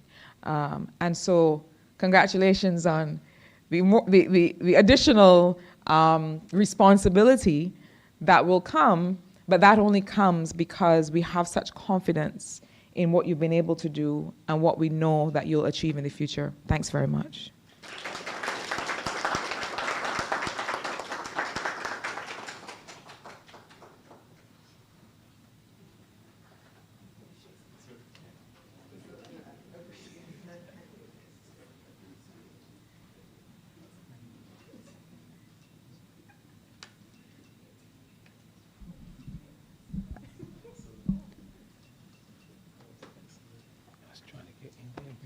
Council.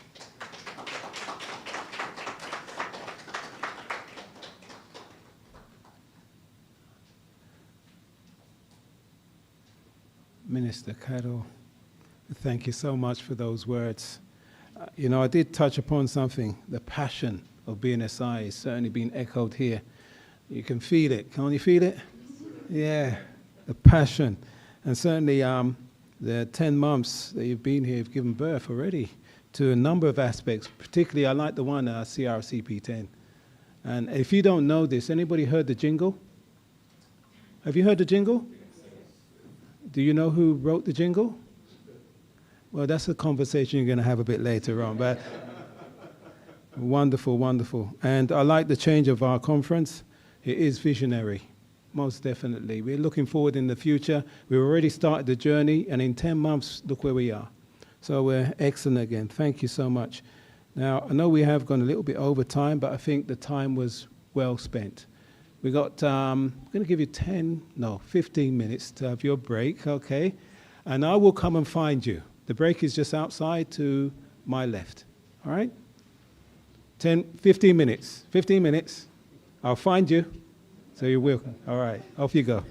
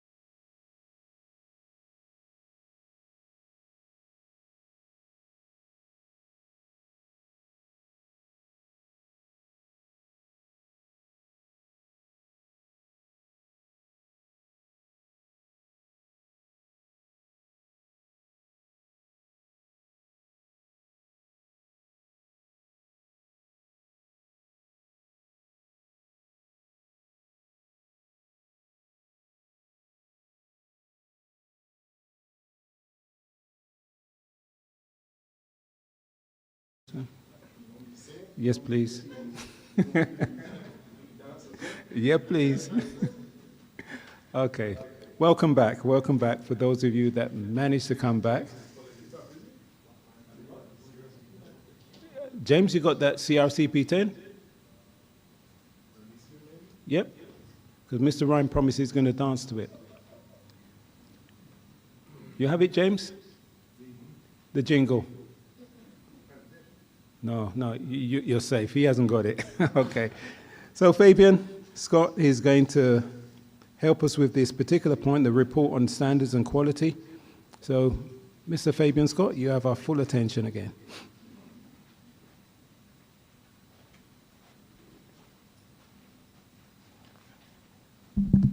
Thank you and good morning. So we give recognition to all our dignitaries, specially invited guests, board members, staff.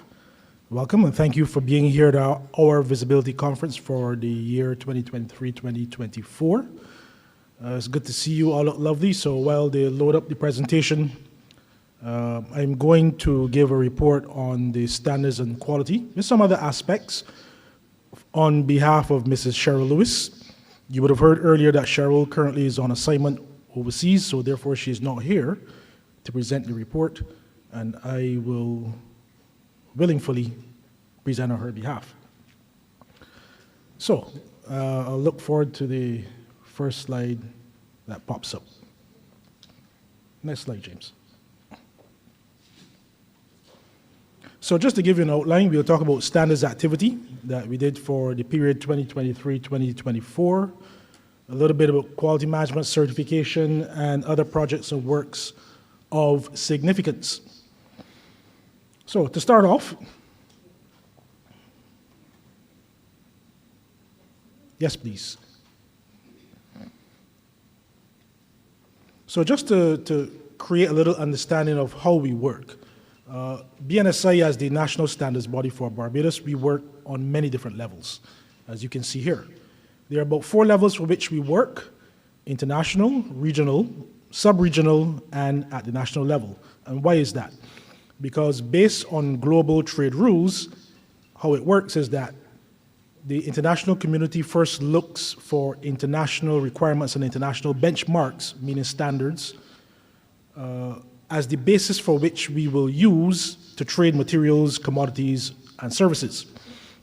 And so therefore, it is best that we participate at that level to ensure that those benchmarks and requirements being set really represent what we believe would be amenable to us, satisfactory to us, doesn't cause us any discomfort or harm. Granted, there will not always be an international benchmark for every single commodity or service. And so therefore you find that among regional and community groups, whether it's a European group, whether it's a Latin American and Caribbean group, an Asian group, you find that maybe at a regional level they would have developed something to address that particular need that they have. We do so similarly in the Caribbean community region, right? That is considered a sub-regional level. And then we have national activity for things that are uniquely Barbadian. For example, like we were requested to develop standards for the service community, like Reiki and massage therapy and so on.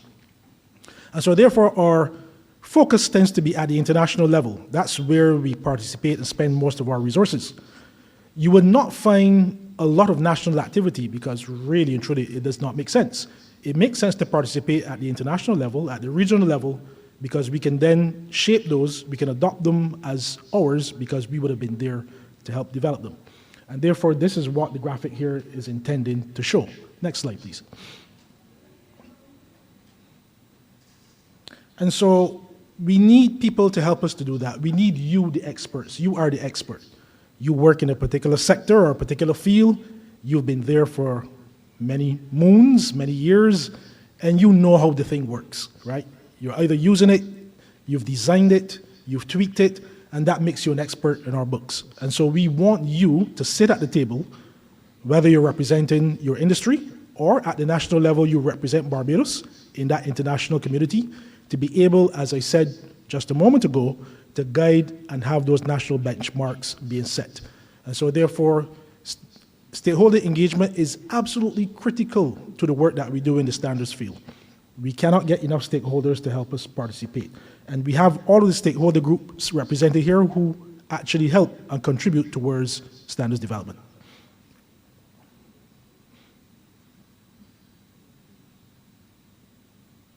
So, with respect to the standards that are developed for the fiscal period, we have some example here. And you will see the often mentioned CRCP 10 is one of them, which is the Code of Practice for Construction of Houses, and we spoke about why that is important. It is absolutely critical for planning for the climate as it changes. So there are requirements in there to make sure that our building infrastructure is now able to withstand, for example, Category 3, Category 5 hurricanes, more strong and intense seismic activity. So the houses are being upgraded with respect to the requirements so that when these natural events happen, there is a stronger possibility and a likelihood that your building is able to survive. And not currently that is this where we have tropical storms and you can see the amount of damage that's occurring. Okay? So here's just an example. Next slide. Now, this is not one that I suppose is flattering, but I'll explain to you what's going on here. Every year we work to develop standards. We work, the committee works, they do what they're supposed to do, and they will complete a number of standards. In our procedures, there is an approval system and body that needs to approve the standards so that before they can be published. That governance system is not always available, not always present, and therefore you will see there's a deviation between what is done and what is officially published. So therefore you may have a number of standards building up for years that are finished, and then once the governance system is up and running, you then find you have a whole number of standards being published at once. I think the director mentioned we have about 77 standards that are going to be published very shortly, and that is work that would have accumulated over the years. So it's just showing you a variation of what happens when, you know, we are looking to get our work done. With respect to quality management, this is absolutely something we love. We recognize that a lot of the businesses we have want to be able to export. They're now moving towards that thrust, which is great. We love that because that is the only way the economy can grow, okay? And so we have made initiatives to begin to help them with quality management systems. But not only that, we found that they were coming to us requesting help to put this system in place. So you see a number of firms on there, which is part of our initial pilot program to begin to go deeper into helping those institutions starting from stage 0 to the point where some of them are now at the point they're getting ready to go to the certification body to say, I'm ready to be certified, could you come conduct an audit? So we want to thank those entities who have partnered with us, who had the confidence in us to work to be able to help put those things in place. So we help them with the initial audits, we help them with the program to eliminate all the non-conformities and the gaps. We put them in contact with the certification body, and we are now trying to help them to fine-tune the last system audit so that when the certification body comes, the number of non-conformities would either be minimal, non-existent, or very small, and that they can easily address those and get the certificate for a quality management system. So we want to thank those people who and entities who are doing that.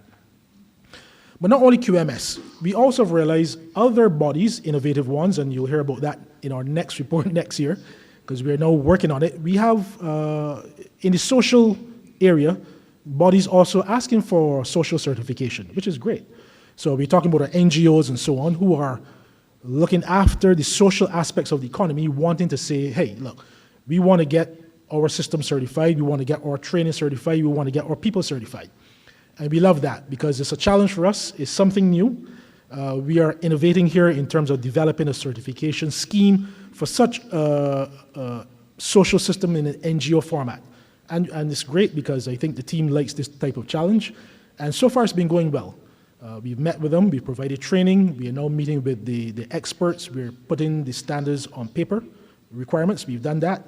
We're going to validate that over the Christmas period into the new year, and very shortly we expect to have that standard for that social system up and available. What that means for you is that those who are engaging charities here in Barbados, you will now have more confidence that the charity that you are engaging is competent, they're able to deliver on their charter, meaning their promise, and therefore the beneficiaries of that charity are able to really reap the benefits of the services the charity intends to offer. So it's a lovely thing that we're having in the social field, and we're glad to do that.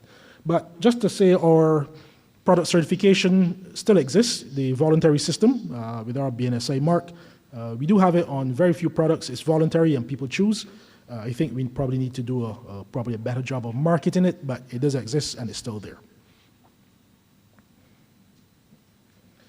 Now, other things of significance that we've worked on. Well, every year, and we are happy to continue to do this, we have a lot of entrepreneurs who come to us for all types of technical assistance and support. We want to thank the Trust Fund and partner with them for training their cohort of manifest participants. And our intervention there was on quality essentials. We want these entrepreneurs to be able to grasp and understand and implement quality in the products and the services they offer. So the cottage industries, those who are doing new services. And believe it or not, some of them have already made contacts or contracts with partners overseas or have pending orders that they have to deliver. And so we think it's absolutely brilliant that we get in there from the beginning so that these entrepreneurs can build quality into their products, into their services from the beginning, that these products and services have export potential. They can go around the world. That makes their business more viable. They're then able to employ more people, and we believe this is how the economy grows from the bottom up. So we are happy to do that. We've done it now for the past 2 years, and we're going to look to continue with Trust Fund. We want to thank you for being here. We will continue to work with Trust Fund and some new stakeholders as we continue this type of modality for which we engage different sector groups. But not only that, so we help them with their label assessment, we help them with the testing, we help them sometimes with the product design, and we look forward to what goes on there. In the vocational space as well, with the Technical Education and Vocational Training Council, TVET Council, these are people standards, which is the certification of people competence. We also sit on their approval standards body, where we approve the standards that they develop for people services. For example, persons are certified as renewable energy installers, things like that. So we sit there to make sure that the standards that they're developing are also incorporating what exists currently as the minimum requirement for those types of functional persons and bodies. And we actually love doing that. So we want to continue to provide technical assistance to other Caribbean standards bodies. This first started with Mr. Ryan Sr. back in the 80s, and we haven't stopped. As new persons come into standards bodies around the Caribbean, there's always a need for training and capacity building. And since we have our established systems, since we have people who've been at BNSI for 20, 30, 40 years, we can use that to give developmental assistance to those standards bodies so that they can now begin to build and be competent and be sustainable like how we are. Last week, I was at the Bahamas Bureau of Standards and Quality. They were now about to launch their Made in Bahamas certification mark, and the team at BNSI was happy to help them design that certification mark and be there to support them at their national stakeholder consultation. So we will continue to do this in terms of our development dimension. Next slide, please. It goes further in support of the macroeconomy. We are heading down a path where we believe medicinal cannabis is going to be quite profitable. And so we have partnered very early with the Barbados Medicinal Cannabis Licensing Authority from the very beginning. And we leverage our networking and our engagement with our international partners, particularly ASTM International, where we bring them along as the regulatory body to learn about medicinal cannabis, to train, to get capacity building, because they are overseeing the many different components of that sector. And so we are happy to bring the BMCLA along. They've received a number of trainings and workshops over the years in support of building out that sector, so that the sector is based on the minimum requirements in those standards, so that when Barbados is then at the point of exporting these cannabis products, we can say that they are at an international level. Future work in renewable energy technology, we still continue to work closely there with the Ministry of Energy to make sure that government procurement in the projects that government takes a leading through the Ministry of Energy, Those procurement processes are going to be based on certified products and components, or the persons who are applying for grants or loans are going to be using technologies, components, and systems that meet some type of standard, either being certified or we know of the particular components and brands that they speak of, so that the components they install on your house, the components and systems they install in government buildings, primary schools, and so on, that they function, they perform. And so far, they have been over the years, right? So that type of approach in terms of procurement, in terms of standards, benchmarking tends to work very well in that most, if not all, of the systems we've seen installed have been working really, really well. Next slide. Last year was also, before I finish up with the challenges, last year, and you saw one slide with the COPAT one, if you notice the banner on the left, it said 50 years. Last year, BNSI celebrated its 50th anniversary. We were established in 1973, and so we did a number of events with respect to our 50th anniversary. We had staff events where we had staff building and so on. I think we also had an event here. I don't recall exactly what it was. But we did a number of events for that, and we also had a stakeholder engagement where we brought people together to learn about the BNSI. So could you go back one slide? I think the staff training one is what I wanted. Go back one slide. Staff training. Yeah. So we also took the opportunity to continue to train staff. Our work environment is ultra dynamic. Every year it changes. Nothing stays still. Standards don't stay still. The world doesn't stay still. So we have to constantly be training the technical staff. We also train the admin staff to keep up with what currently exists, right? I know they're probably tired of it. They're more training. But it's good because they are then able to function here. They're able to function if they have to work with their international counterparts. So staff training is absolutely vital. While we do recognize stakeholder engagement is critical for the work we do, the staff training is also another vital component to match. But in addition to that, we don't just take the training for ourselves. We extend training to a lot of private sector entities to be able to capture that knowledge, to know, and also to grow with us, okay? And so when we have specific training for sector, we tend to invite our members, we tend to invite persons in the ministries, we tend to invite persons in the private sector, entrepreneurs, to also benefit from that international exposure in the training of what goes on.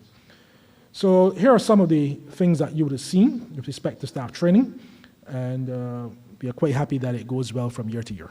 Finally, our challenges. So we moved building. I'm hoping that you know we are no longer at Fontebelle. We moved during that period from Fontebelle to Building 4, which is in Harbour Industrial Complex. It is the gap which is opposite Chauffet on the Harbour Road. It is not the one with Oran Building 2, please. It is the other one. So if you come through that street, we are Building 4 on the right-hand side. Should have put a picture of the building there. But yeah, so we had obviously some disruption in moving, as you know, files to pack up, systems to move, people to move over, then to get settled and so on. So we had a little disruption. But more so than that, we entered a new building and we were greeted with many disruptions while we were there. They do have a built-in fire alarm system. And as more tenants would be added to the building, there were workmen who were drilling into walls to establish new systems. And as they drilled, I don't know the sensitivity in the building walls, but it triggered the fire alarm. And I can tell you we may have been outside for how many times we've been outside the building? It had to be like more than 5 or 6 times in a period of months, right? And if you could understand the disruption that caused, because if you got a fire alarm at 9:10, there is a fire station now in the port, which is right there 200 meters away, but I think they're specifically for port emergencies. So we wait for the one from, it's not Bridgetown now, it's Collimer to arrive. Then they have to do the inspections, then they have to give the all clear, then that has to be communicated to the persons on the outside at the assembly point, and look, half the day or the whole day is gone.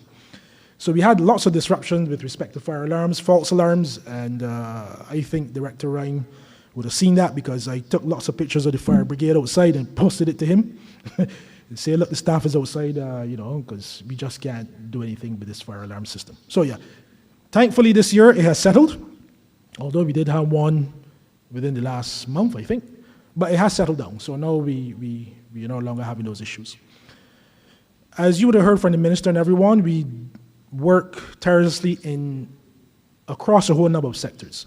So because we're national and because our work is multi-sectoral, we work across so many different fields, industries, and our staff is only 24, and probably half of that is technical. And you could understand the workload that it tends to place on people. Last year, or during this period, the staff were quite vocal about the work demand and workload. They were crying and saying, you know what, look, this is too much, we can't do this, so we understand. So you will hear next year about some initiatives we've taken to address that. We are going to look to implement health and wellness policy, which is the National Health and Wellness Policy that was established by the government in 2019. It wasn't rolled out because of COVID, which came shortly after, but we've taken the initiative to begin to roll it out, even though I think PS, we are slightly ahead of government because I'm not sure government has started yet, but we're going to take the lead on that. So we're going to begin to roll it out. We started a few initiatives with the staff. We're going to resource it, and then we're going to continue to roll it out. So hopefully you can use us as the benchmark to see how well it works, and we can tell you what works and what doesn't work.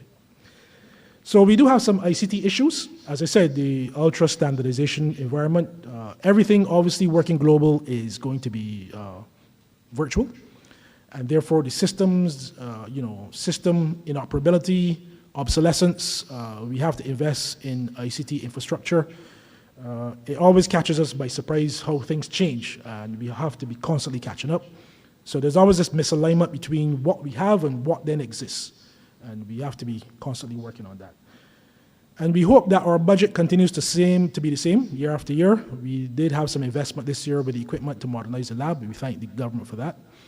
We are hoping to maintain some levels of those budget allocation that will allow us to continue to expand to service the needs of our clients, our customers, the sectors that come to us and ask for help. There are a lot more areas we would like to work, but we have to be tempered in our budget allocation. So that would be the standardization report regarding quality and certification. I want to thank you for your time. I believe we may take questions at the end, I'm not sure. Thank you.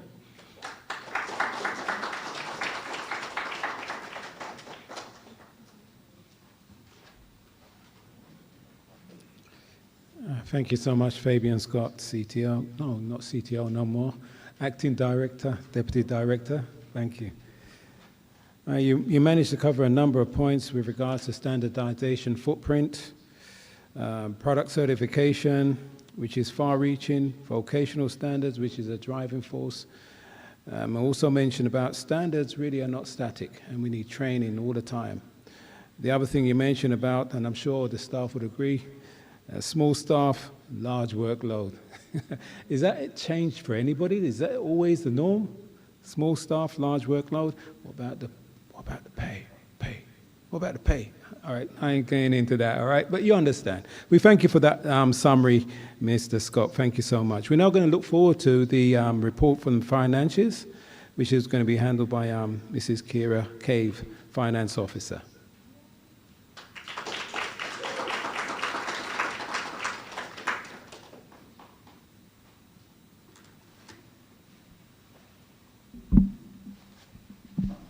Good morning, everyone. I'm breathing.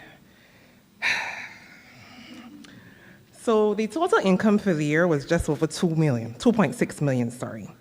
There was a 9.7 increase in our total income recorded in 23-24. This was primarily driven by a significant growth of our testing services, totaling $66,829. Also in our membership fees and income of $9,000, and an increase of consultancy training services totaling $8,100. Declines were observed in our line items, in our meetings and workshops, with a saving of $39,000, and in our standards income of $3,100. Next slide, please.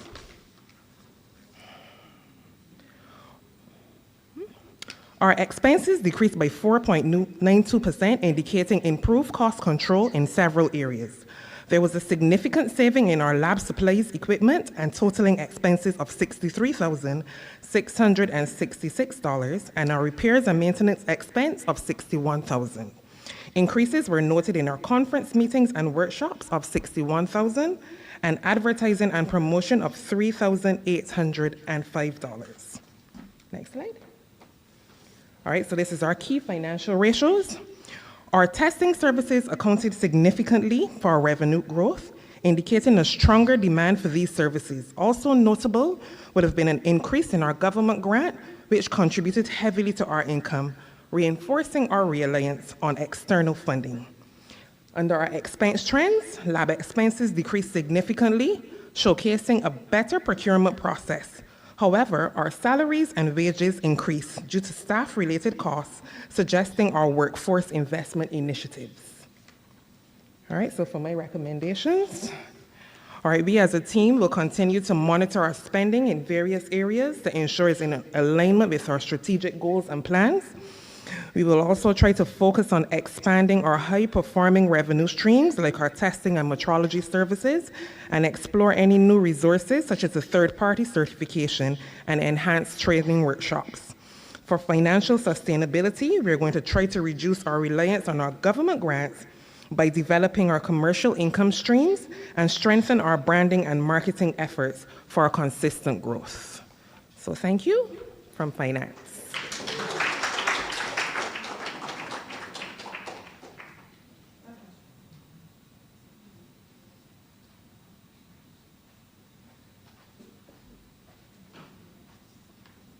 Thank you so much, Kira. You can breathe now. Wonderful. Express those points very clearly and concisely, and we could understand very much that there is some room for growth for us financially, so thank you very much. We now look forward to the report from the Barbados National Standard Laboratory Activities from Renata Seeley, the Chief Technical Officer acting, and also Ms. Venus Lowe, the Technical Officer. And I've got something for you to look forward to. We have alligators in Barbados. Look out for it. Renata Seeley.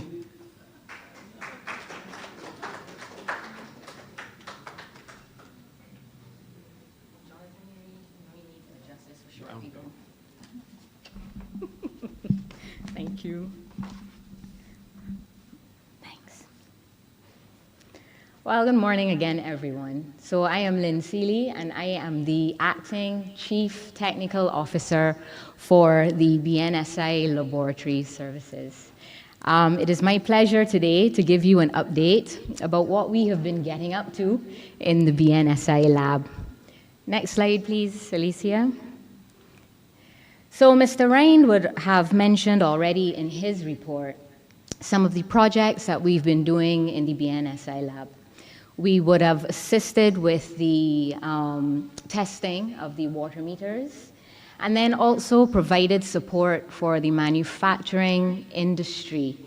And we did this by providing training, as well as using our laboratory networks to provide testing for food products and cosmetics. Now, specific to the BNSI Soils and Materials Lab, part of our yearly activities involves the maintaining and upgrading of our existing equipment. We have some very heavy-duty machines at our lab that are really the workhorses of the Soils and Materials Lab. And we need to make sure that we maintain these pieces as well as keep them within their calibration cycle. And we have to do this to ensure the optimal performance. We've also been very busy purchasing some new equipment, so more on that later.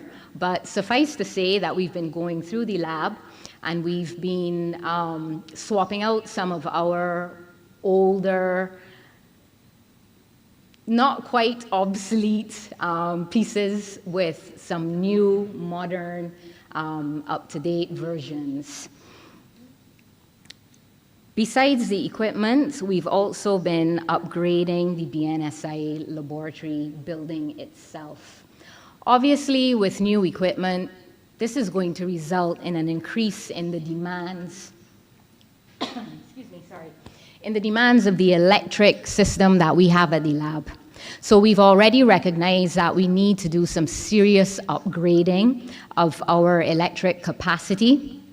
Some of these very, very heavy-duty pieces of equipment are not machines that you can just simply plug into the wall and use. So we definitely have been doing our assessments for the current situation of the electrical capacity at the lab so that we can get the necessary guidance for our upgrade in the very, very near future.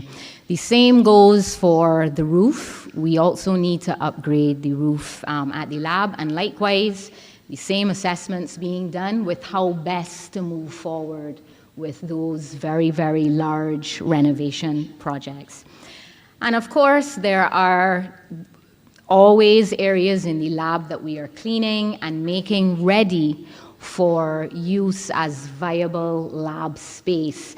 We have some very, very big plans in the making for the lab, lots of new and exciting things happening. So we need the extra space, and we have been working very hard to get it all ready for use as soon as possible. Also, at the lab, we provide support to the construction industry in Barbados through testing services, training, and technical assistance. Now, you would have heard our chairman, Mr. Brathwaite, mention in his report the concrete testing. And truly, one of the most popular and most requested tests at the BNSI lab is for the testing of concrete cubes. Now, these cubes are actually samples of the concrete that is being poured and used on site on the many, many construction projects that you see going on throughout Barbados. And basically what they do is the samples give an idea of the strength of the concrete being used.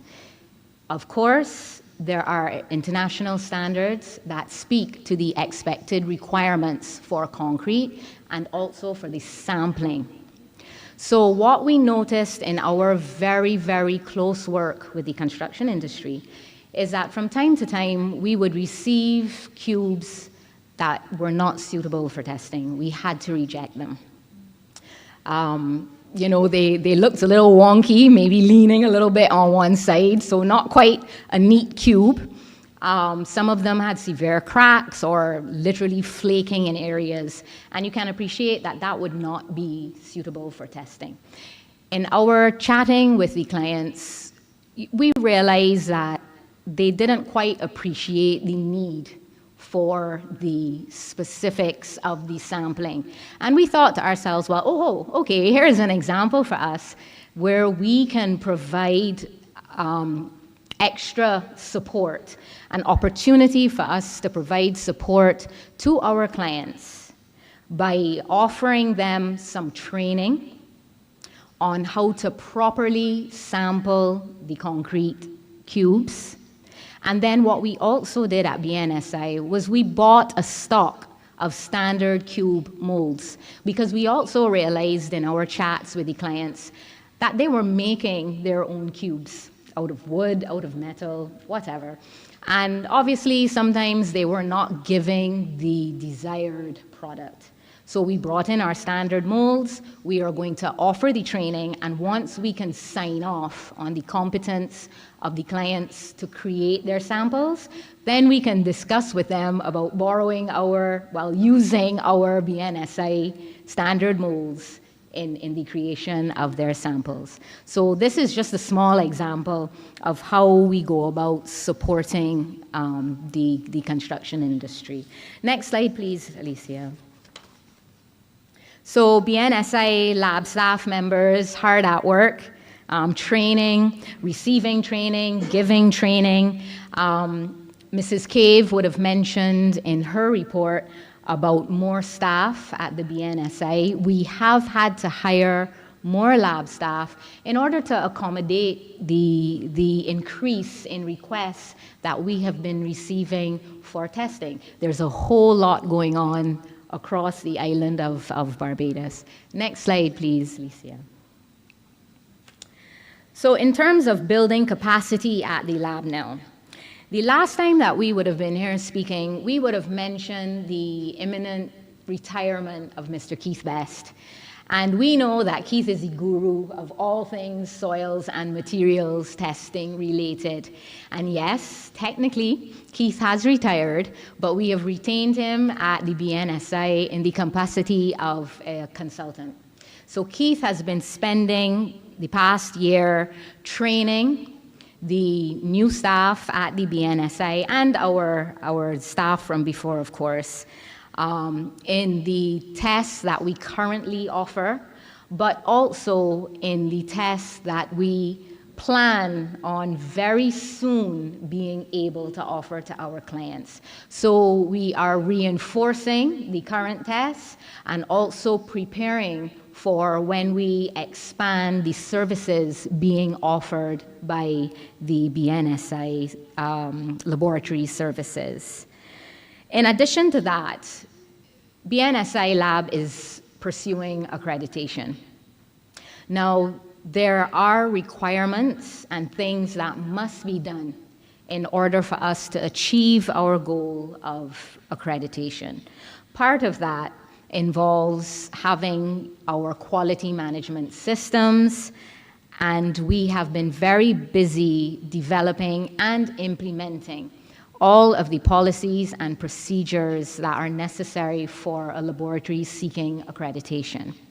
So we are also focusing on training in ISO 9001 and ISO 17025, and these are the very relevant standards for testing and calibration laboratories. In addition, the BNSI lab staff, because they just love to keep busy, they have been pursuing training using the ASTM.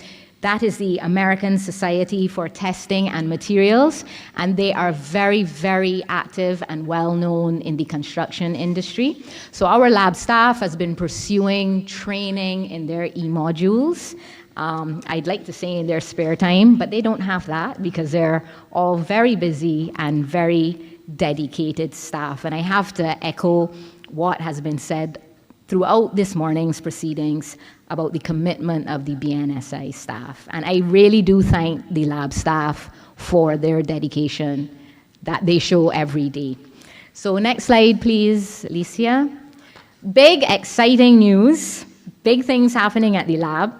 And I would like to invite Venus Lowe, Technical Officer in the BNSI Soils and Materials Lab, and one of those young, bright-eyed, bushy-tailed staff members that we mentioned, to share with you all of our exciting news. Thank you.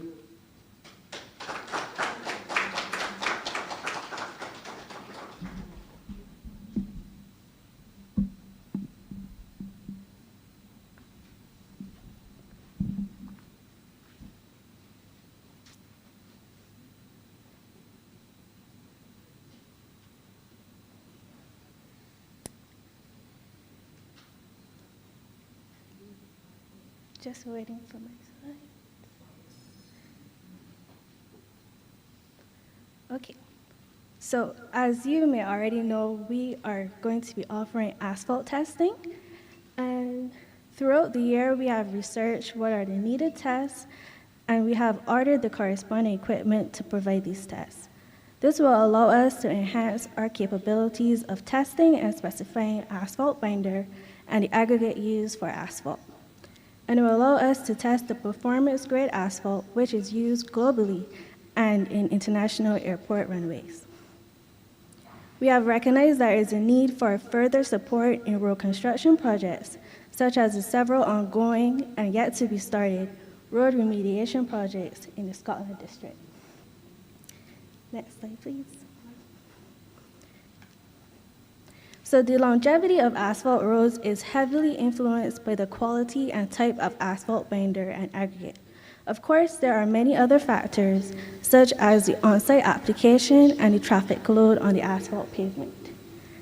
The application of the wrong asphalt binder and aggregate can result in pavement distress, such as various forms of rutting and alligator cracking. And when water seeps through these cracks and into the layers below the potholes, eventually potholes form, and this situation is worsened by heavy rainfall and flood events. This damage is costly to repair and time-consuming for road users due to delays caused by roadworks. This is why it is important to carry out testing and ensure quality asphalt. So what do we mean when we say quality asphalt? Next slide, please. Asphalt is a mixture of aggregates, which is the crushed stone, gravel, and sand, and asphalt binder, also referred to as bitumen, which is derived from fractional distillation of crude oil. Next slide, please. So, one way to ensure quality asphalt surface on the road is through testing at each stage of asphalt production. Basically, these stages are the aggregate selection, asphalt binder selection, and determining the optimum binder content. Testing at each of these stages are carried out to meet international specifications that outline the requirements for the properties and the performance of the material. Therefore, we want to select materials that is durable, sound, and free of damaging materials. Next slide. One of the new tests that will be added is to determine the aggregate's resistance to degradation by abrasion and impact in the Los Angeles machine. Similarly, we want to select binder that meets the specification requirements and has the qualities needed to produce asphalt that is stable, durable, and workable. Asphalt binder selection can be guided by different specifications based on the local experience, previous performance, or a set procedure. Next slide, please.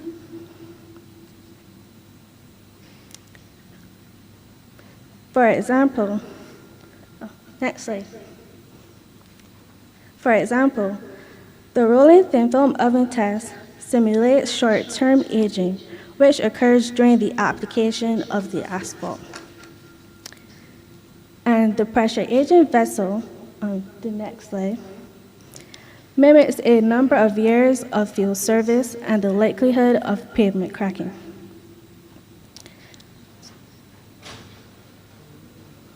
Next slide. Binder samples are tested by the dynamic shear rheometer and the bending beam rheometer, which measures the properties such as stress and strength, offering insights into our pavement's durability under continual use. The results from these tests are compared to the specifications in the international standards and allows us to classify the binder and gives us information on how it will affect the quality of the asphalt. After the right type of binder is determined, it is important to determine the amount of binder because excess asphalt binder causes deformation under the traffic loading. Next slide. So to determine the optimum asphalt binder content, the Marshall testing method is the most used method on island, and it allows us to determine the maximum load by the asphalt sample and allows us to select the optimum binder content. Next slide. So in conclusion, promoting regular asphalt testing helps us to ensure the asphalt materials meet the required specifications and standards, helps us to optimize the performance of asphalt by identifying the best asphalt design, and helps us to extend the life of asphalt pavements by identifying the factors that contribute to pavement deterioration. Adding these new services complements the test services that we currently offer and are also important for ensuring quality road construction. Please stay tuned for future updates, and I want to give special thanks to Tamara Lee, who's a technical officer in our specifications department, who greatly contributed to this presentation. Thank you for your attention.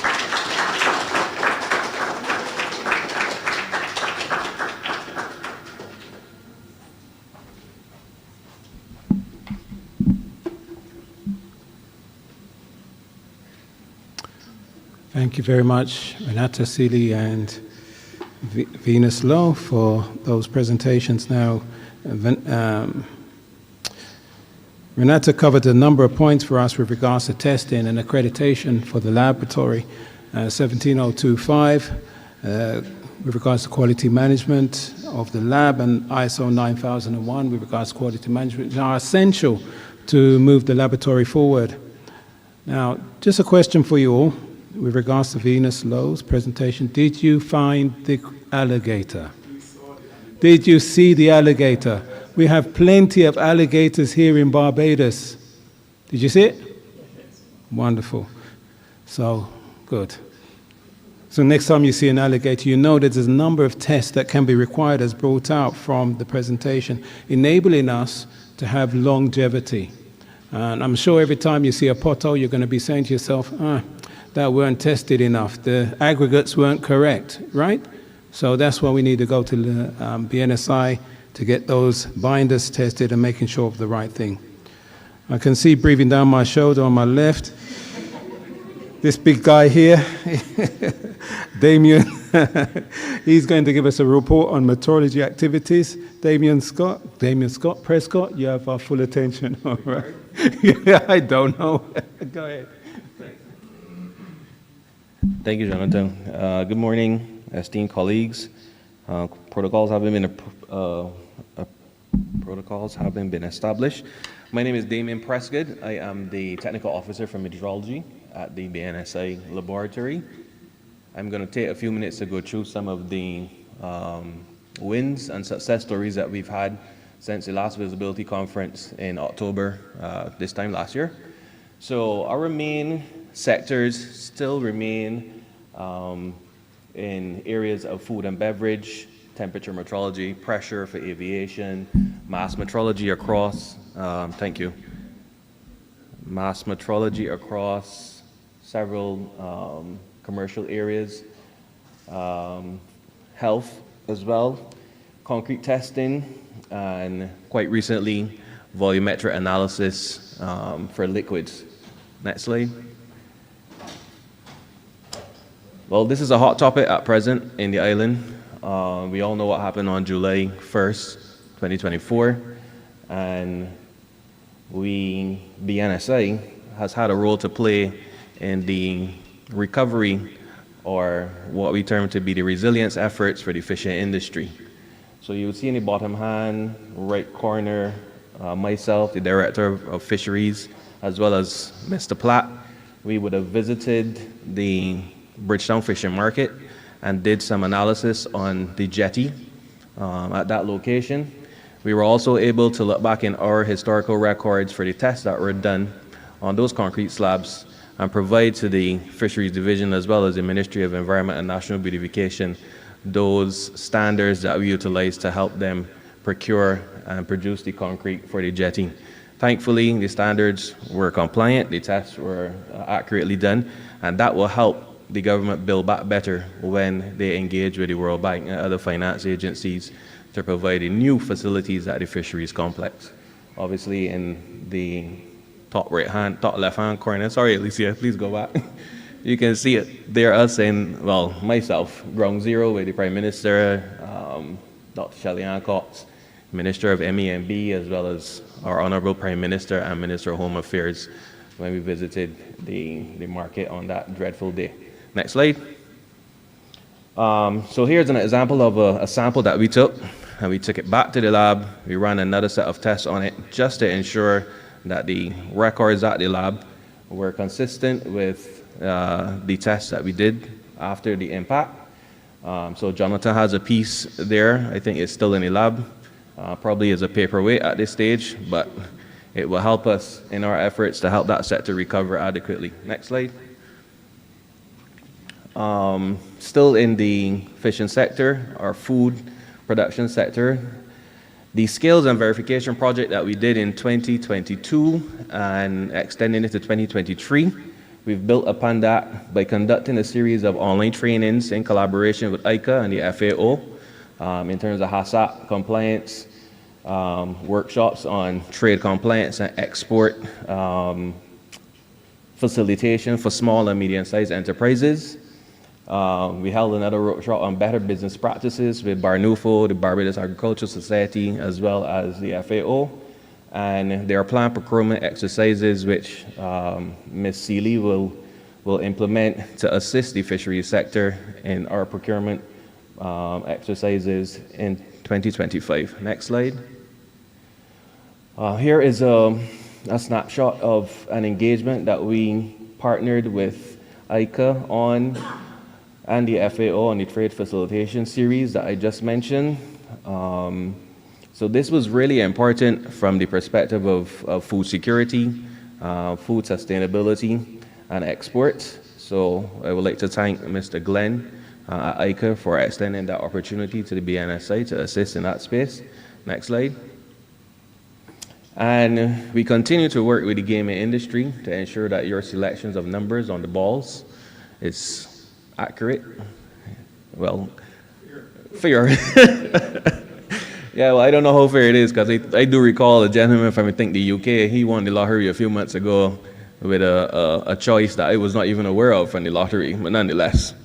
So we do continue to measure the balls for the lottery and gaming industry, making sure that they are accurate and there is no non-compliance happening in that sector. Next slide.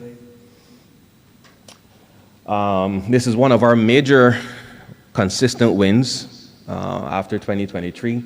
So the Aviation Technical Services of Barbados, which is stationed at the airport, they would have reached out to the lab in 2023 for some assistance in calibration and verification of aircraft tools and equipment that are used in the commercial and cargo space at GAIA.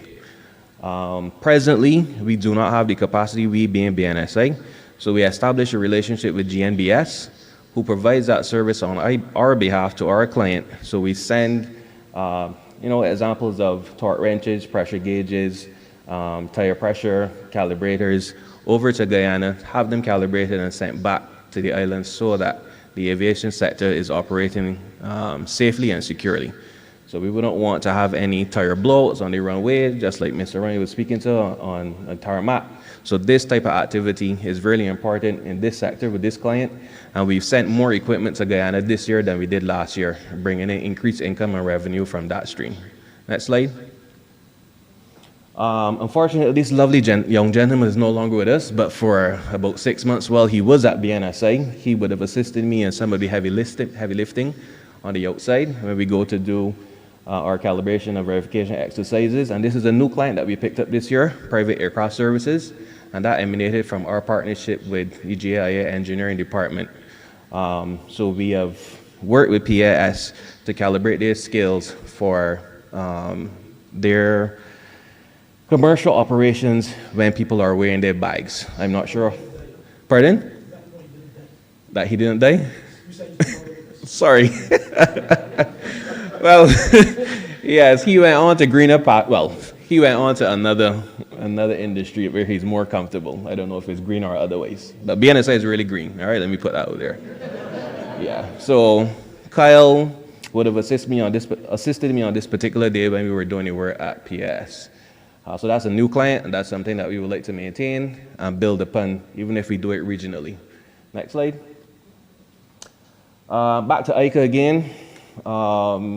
They extended an invitation to myself and Mr. Ryan to assist them with the agriculture monitoring stations. This is a station at their home station in St. Philip.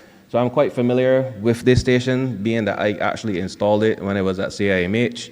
So they're using it in collaboration with some farm bots that they have at that same location to help the agriculture industry and modernize it and bring innovation into that space, digitization, so you don't have to physically toil when you are managing your crops. That robot that you see on the right-hand side actually does the tilling, it can water, it can harvest, it can actually tell you when you are supposed to be doing your farming activities by monitoring the climate data from the station.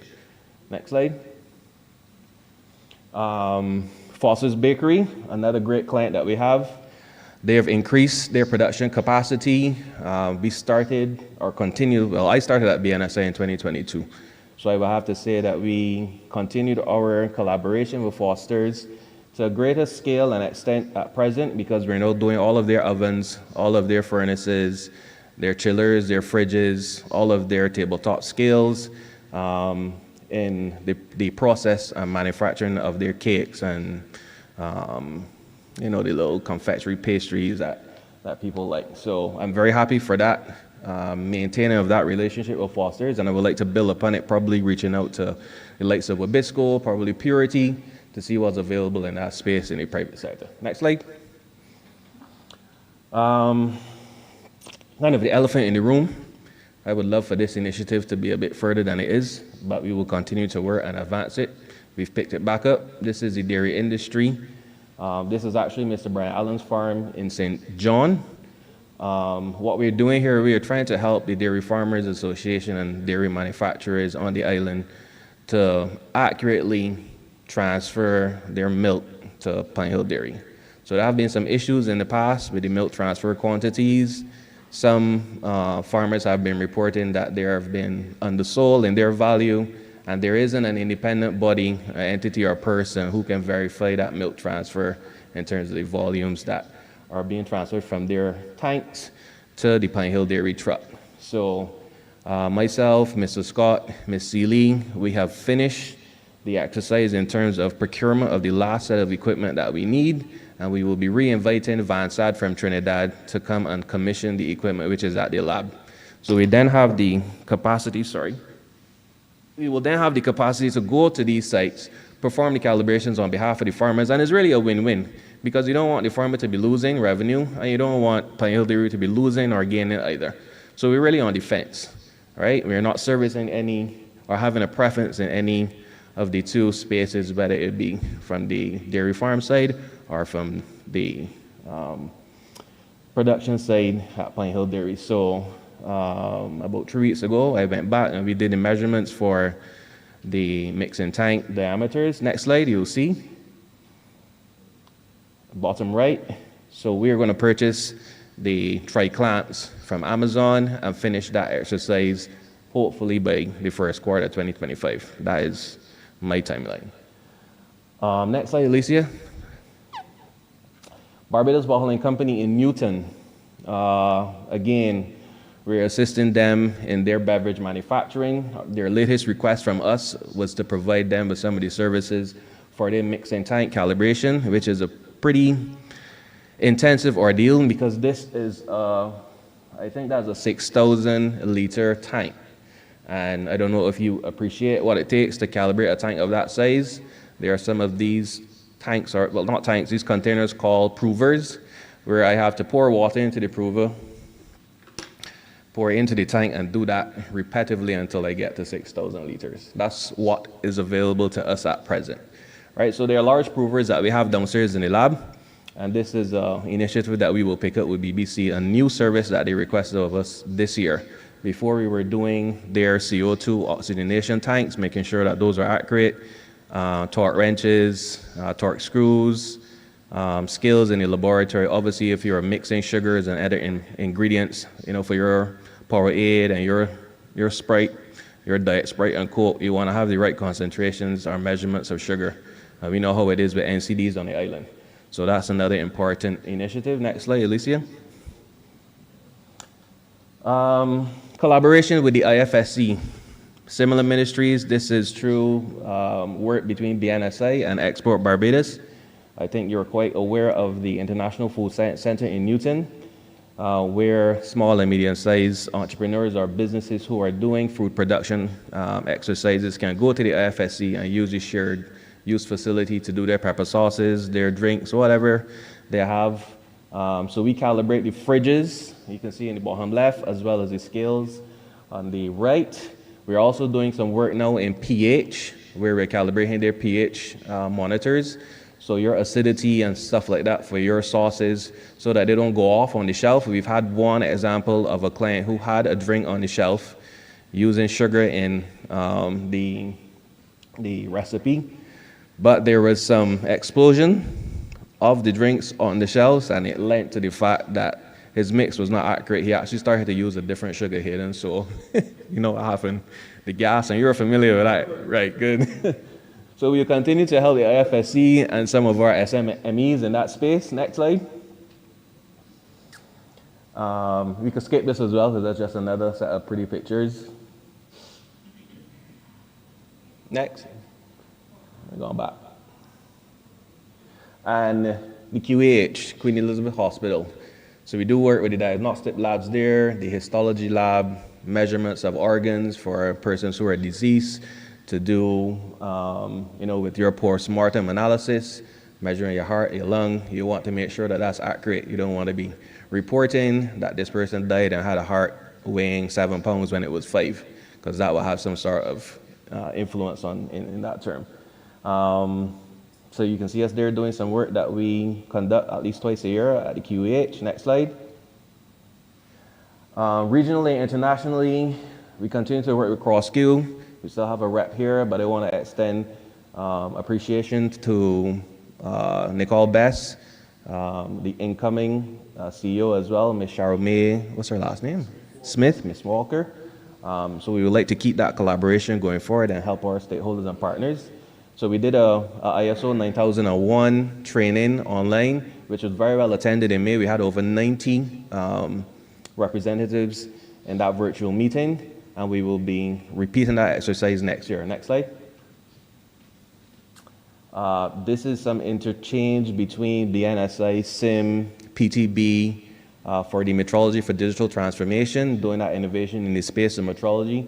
This is a trip that I was fortunate to attend in Mexico this was in November last year.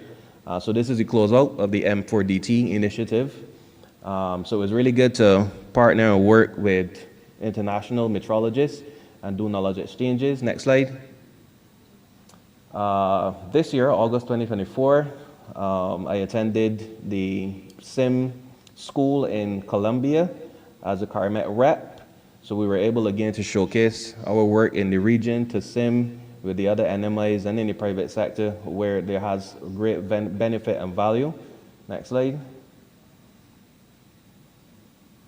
And recently, I think this was about last week, I was at the SIM General Assembly where we voted to have our new SIM president and our regional representatives.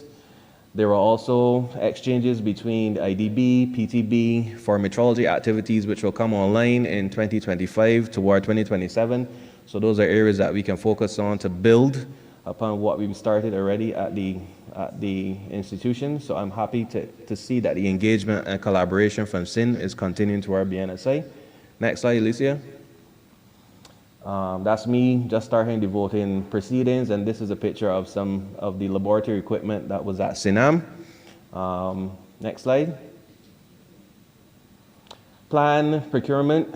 I would have recommended to the director and the chief acting technical officer for the lab that we can get some equipment into the lab which will assist us in doing some further tests, increase the revenue, diversify our service offerings, infrared temperature testing, to procure some high tolerance sensors as well, some as far as up as 650 degrees Celsius. That will help, like in the sugar factory when we're doing boilers and furnaces.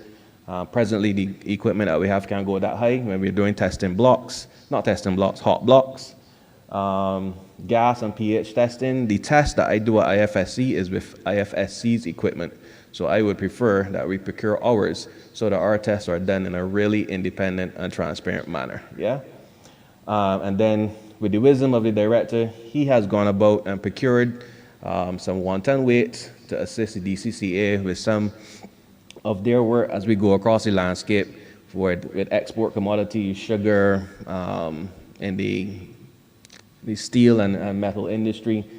I coordinated just this morning with a gentleman about getting some weights to his location so that he can calibrate his weight bridge.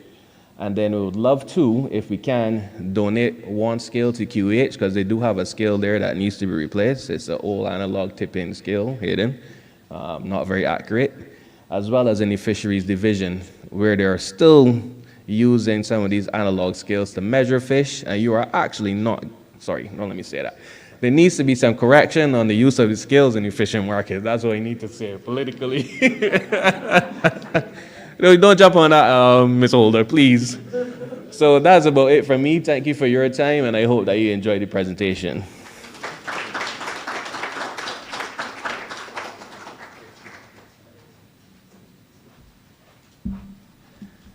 Wow, that was an excellent presentation, Damien. Thank you so much. You really provided some insight for us on the far-reaching, or the far reach of metrology, from the fisheries to calibrating gaming balls to aviation sector to farming to the International Food Science Center, straight down to the hospital, and far-reaching. I guess now that we've actually had that little insight into metrology, we understand how important it is in the industry. And certainly BNSI is really championing that focus and helping the industry to really get calibrated. So tell me, how much is a pound? Or should we be measuring in pounds?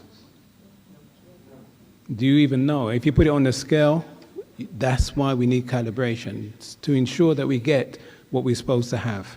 All right, so metrology is so much important. We're going to have Ms. Maloney in a minute, Alicia Maloney. She's the Assistant Information Officer.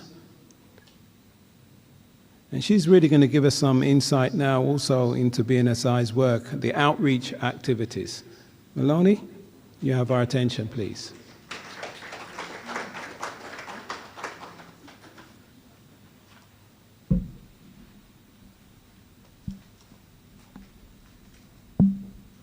Good morning, ladies and gentlemen. The BNSI embarked on a number of public outreach activities over the past year.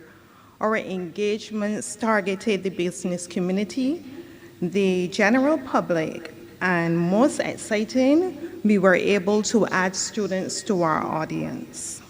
Of course, I am unable to mention all of the activities. However, I'm delighted to share some of them with you. So let's start with World Consumer Rights Day. We teamed up with the Office of the Public Counsel and other ministries to highlight the theme, Fair and Responsible AI for Consumers. This event was about empowering the public with the knowledge of their rights in a world increasingly driven by artificial intelligence.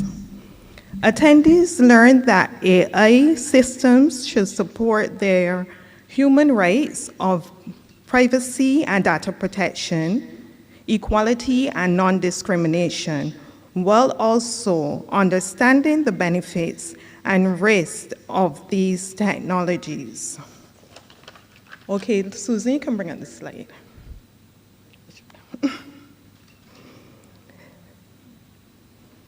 The engagement was truly an eye-opening experience as individuals expressed concerns and fear of interacting with AI systems.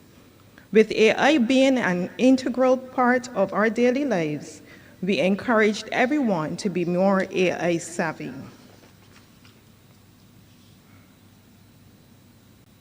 Next slide. Next is the Science and Technology Festival. This was hosted by the Ministry of Innovation, Science and Technology in collaboration with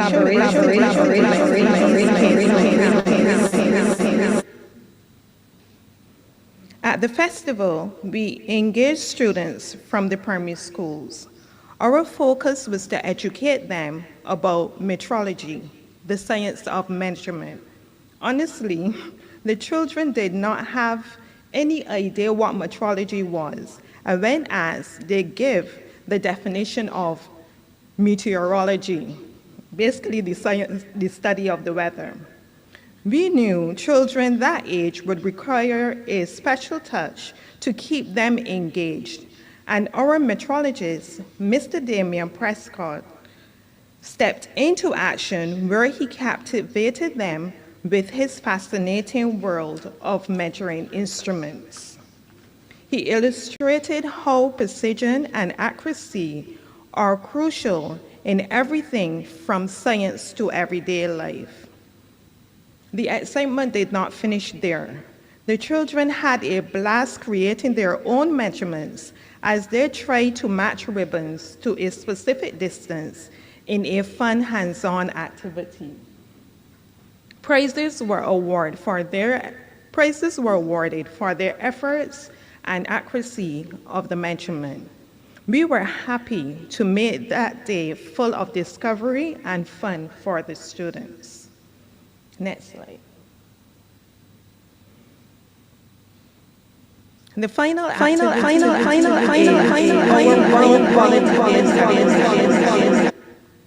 we celebrated the day for the first time with the global community under the theme, Compliance to Performance. This event was a huge moment for us as we raised awareness about the importance of quality in the construction sector. Our very own Ms. Renate Lynn Seeley, Chief Technical Officer of the laboratory, shared a special video message about the critical work we do in compaction and compression testing and soil analysis, all essential to ensuring the safety and durability of buildings. To make things more exciting, we introduced a catchy jingle penned by our director, Mr. Hayden Rind. In the jingle, the characters Stan the Standards Man advise home builders to follow the CRCP 10 standard to make sure their homes are safe, strong, and resilient, especially with the increasing risk of hurricanes, earthquakes impacting our island. The jingle was aired across multiple radio stations. If you missed it, don't worry. Our intention is to make sure Stan's advice reaches every Barbadian. It was an incredible year, full of exciting initiatives and engagements in meaningful ways. We can't wait to continue this effort and look forward to all that is to come. Thank you for your attention.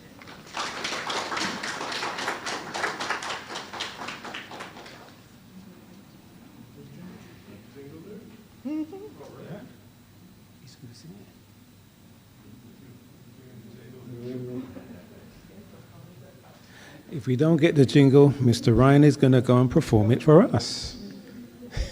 Because after all, he penned it.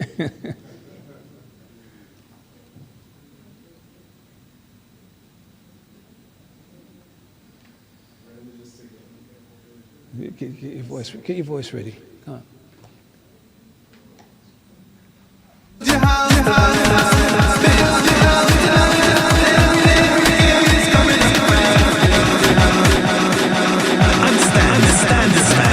A serious message for all homeowners. Build your house to last. Build your house to last. Every day begins coming up fast. Build your house to last. You ready? Build your house to last. Hurricanes that barrel come across real fast. Thinking they can mystery is all the power. You got to build your house to last. You hear that? Build your house to last. Make sure your money building something first class. Things tight and your money gonna stretch, but don't leave your life on the line to get tech. So family, build your house to last. Working with a code called CRCP 10. Your bill already? Well, dang. You can use the code to strengthen them. Remember the code CRCP 10. Tell all the men and go and tell a friend.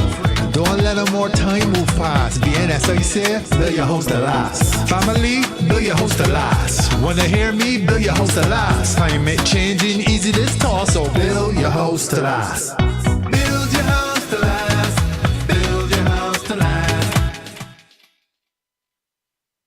I'm Stan, the standards man, and I'm here with a serious...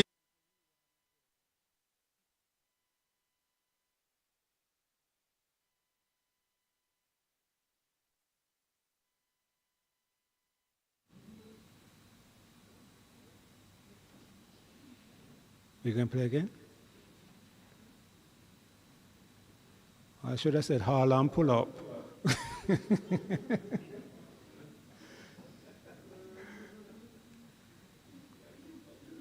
I'm Stan, the standards man, and I'm here with a serious message for all homeowners.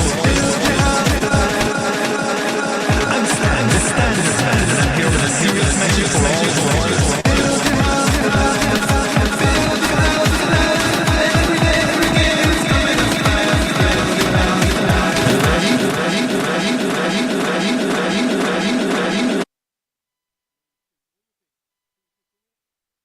Yes.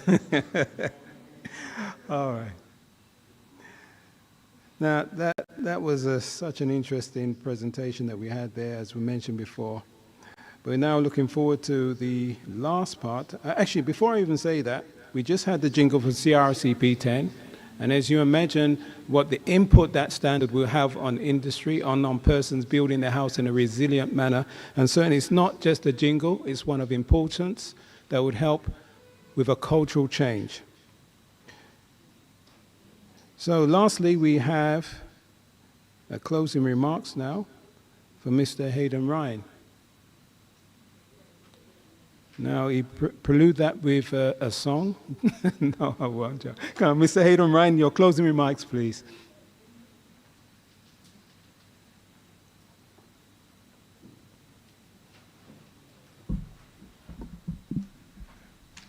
Thank you, Jonathan.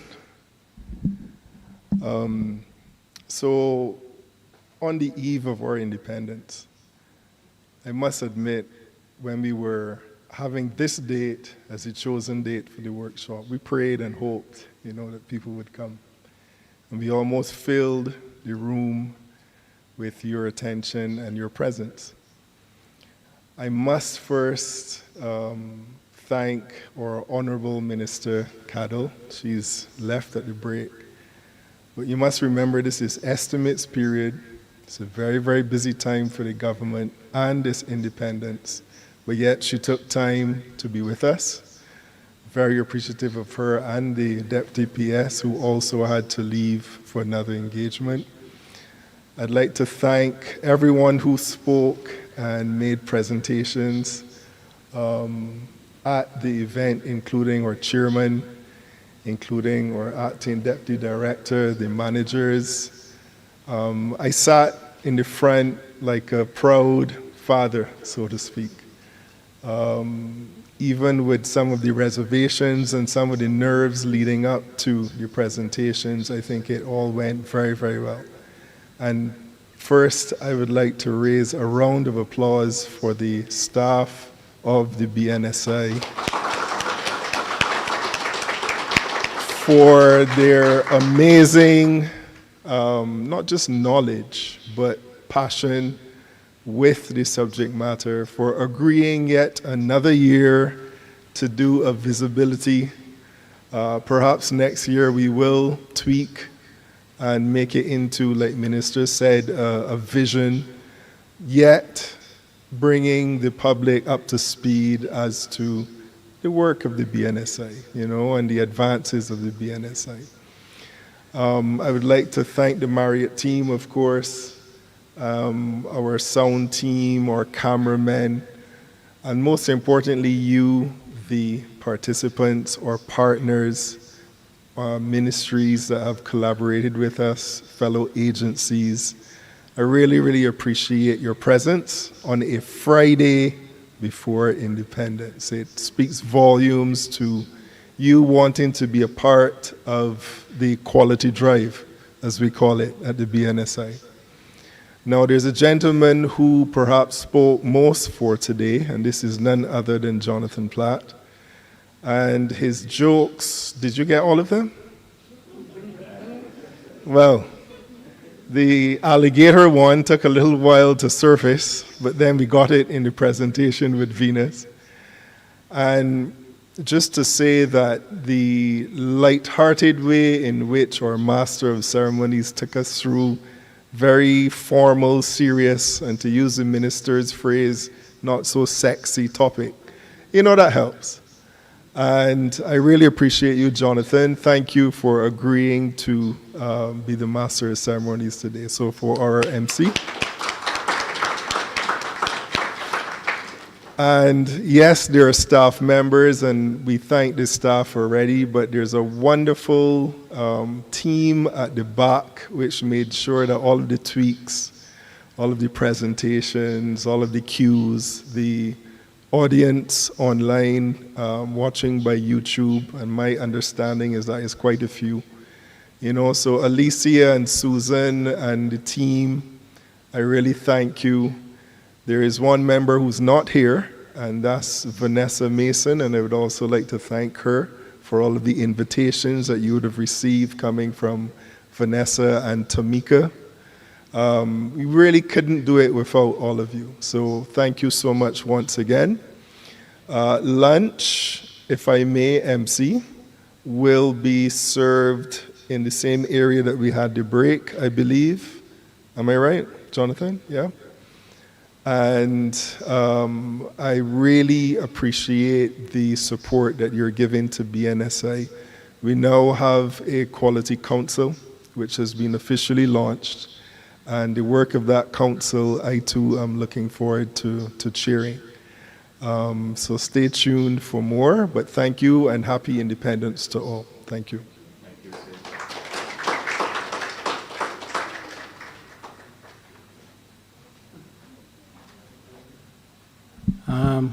There was one proviso, though. For if you want to have lunch, you got to smile. All right, so you're all invited to have lunch then. Oh, you don't want to go? Are you waiting for Mr. Hayden to sing? No, you're free to go now.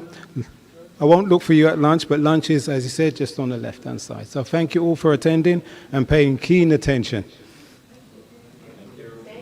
All right.